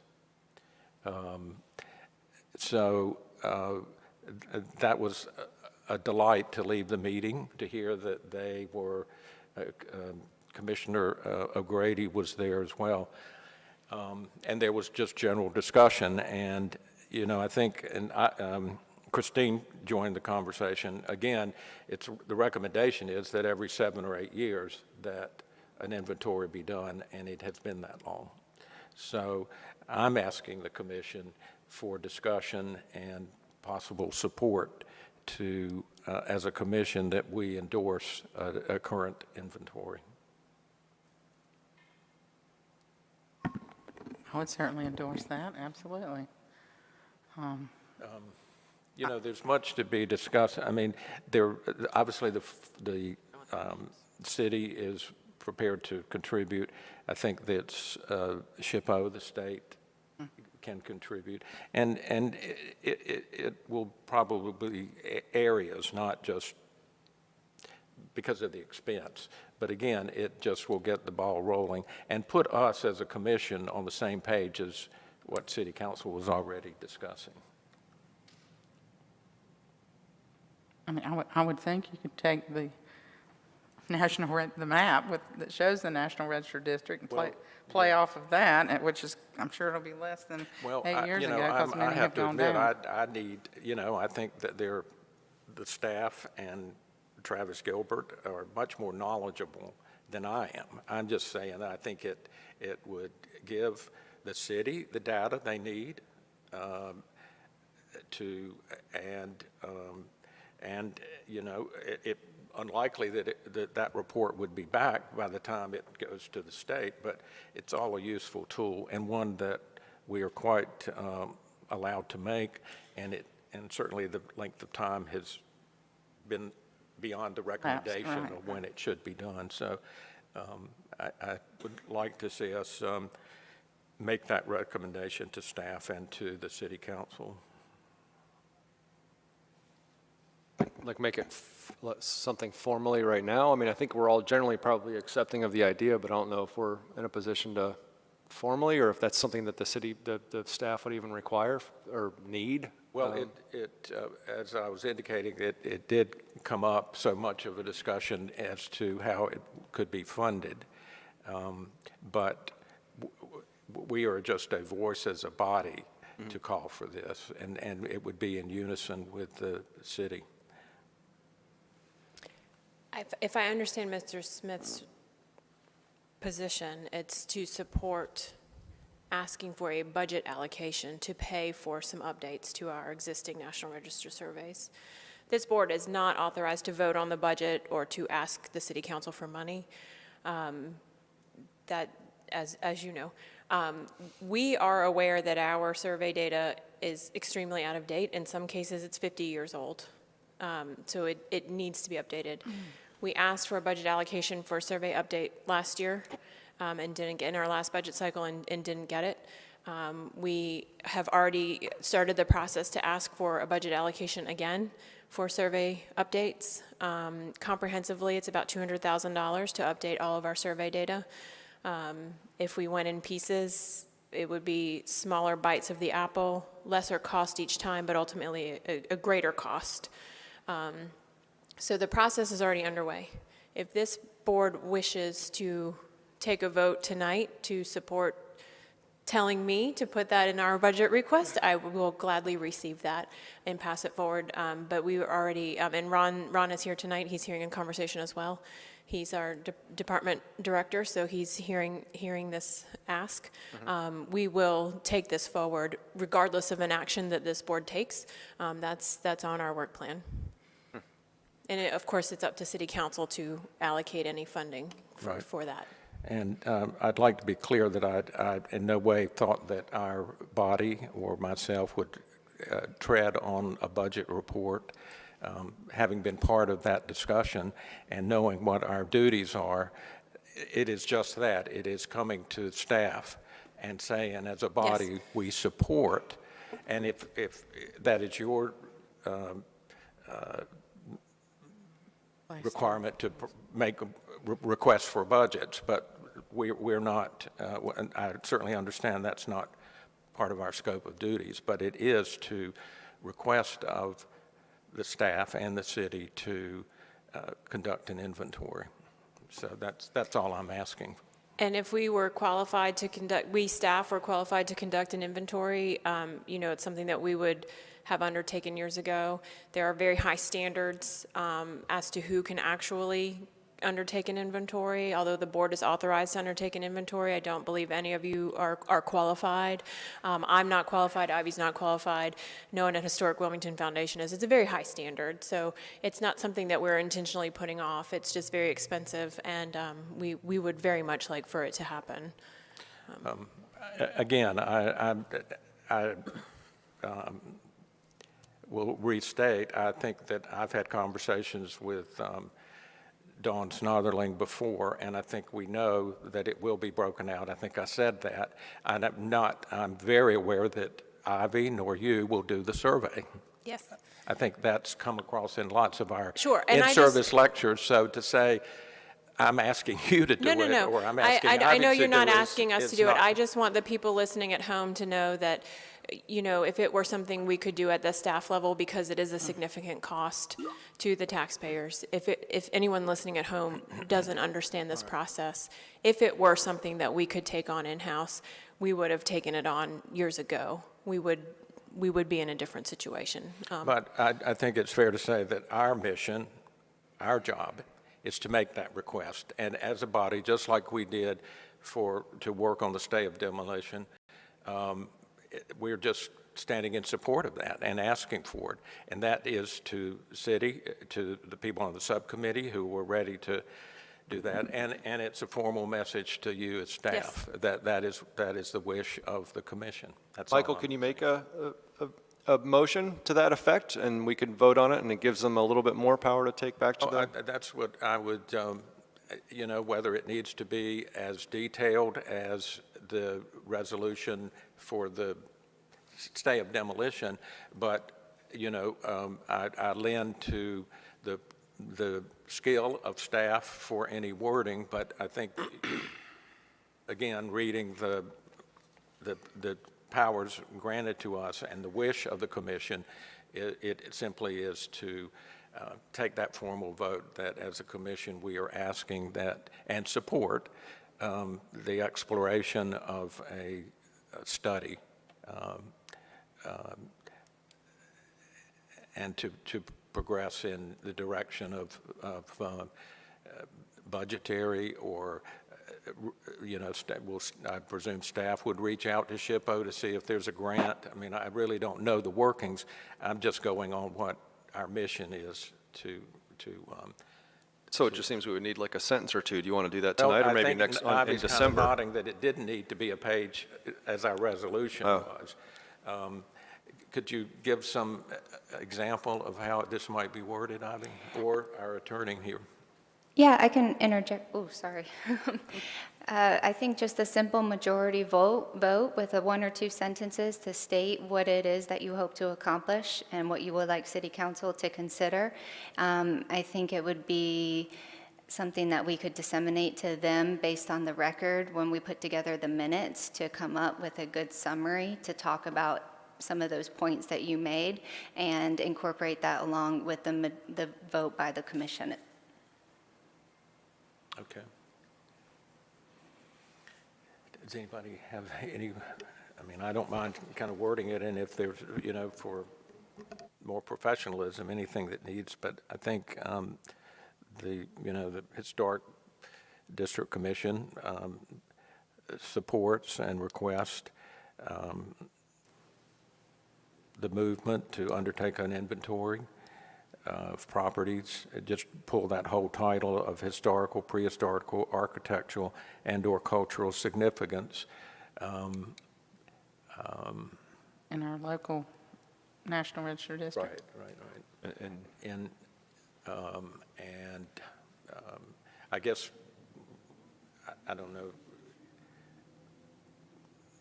there's no reason to include the information in partnership with the city or to understand that. I think if we just say that as a body, we are interested in exploring the feasibility of and the timeline to participate in an inventory that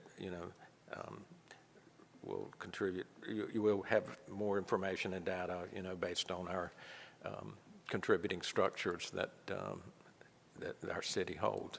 And given that it's been, a number of years since one has been conducted, I defer to you to kind of put that in some context, but I think that's essentially what we're saying. As a body, we request and support a motion to conduct an inventory of properties. Is everybody? Can we take that as a motion? That was a motion. I think suggesting that staff take this to city council to allocate funds to pursue. I think, Chris, it'll probably be just exploration. Okay. Again, this is not going to be quick. It really is for all parties to come together to determine what the focus should be, because it's not going to be, that initial will not be 100%, I don't think. Again, I think when Dawn was here, it was compartments, and maybe whether we say the north side will be in this survey, and, again, the staff to reach out to SHPO and see how that request goes forward. It's not going to be a quick, but again, we're sending a message just to city council. Sending a message to we appreciate it. We're on board with your entertaining the idea of a study. If you wanted to make it a little bit more specific and direct, I just might offer that because the Wilmington Historic District is the largest and most expansive, the last update was done in 2003. So if you wanted to specify one for their consideration, that would be up to you, or make it broader in nature. I was just offering that up. Well, I would like to, if I was so informed. Again, I feel like you and staff and Travis are much more knowledgeable about the focus, and that can be part of the discussion going forward. We're just saying it's time for an inventory. I wish I could answer that, but. Okay, so we can just keep it more broad and open-ended and just request consideration for a budget request for an updated survey and inventory work. Right. Yep. Have Aye. I make that motion based on the language we talked about and what Ivy suggests as being a simple, brief statement of support and request that an inventory be done. And subsequently, I think it will be focusing on where the greatest need is. I second that. All in favor? Aye. Motion carries. Thank you. Thank you very much. I just wanted to bring something up, not for any action by the HPC, but just as an informative, if you have not heard. This concerns the flight of the jet flights over downtown. Deb Butler's gotten very involved in this, and it appears that there may, and I'm only saying this because we're the HPC, that there appears to be a potential violation of the National Historic Preservation Act, Section 106, because an assessment was not made before that act, before the planes were flying overhead. So the Advisory Council to the Historic Preservation is looking into whether there was a violation and whether there'd be some action taken from that in that regard. So there may be status apart from just what it does to the community as a whole, but because of the historic nature of what we are. What type of violation? They didn't do an assessment before they were flying the planes overhead. Oh, wow. So we don't know what that is, and I talked to Ivy about it in a Section 106, a very complicated process, but I just wanted you all to know, since we're HPC, that there may have been a violation against the National Historic Preservation Act. Okay? There's nothing for us to do or get involved in. It's just informative. I'm curious, when you research houses or properties, how much are you using the Carolina room? Do you do that? Or? We use it pretty regularly, and they have a generous policy towards research. So a lot of the pictures that you saw in the Bailey Theater presentation, for example, came from the North Carolina room. I'm just a little concerned if they decide to go forward with this project for the library, which contains the Carolina room. Would that take it offline for a while? What would happen in a case like that? I don't know. My instinct is that the online resources would remain undisturbed. My instinct is also that the Carolina room would come back, like the library itself, bigger and better if it's relocated or reconfigured. I don't know. It's just that time period of months or however, where they're all stored in boxes somewhere safely. And you can't. Luckily, today, we can do so much research. Just online. Online, yes. Any other items from staff? Is that it? I guess I move for motion to adjourn tonight's meeting. All in favor? Meeting is adjourned. Yeah, wrap that whole thing. Tap, tap.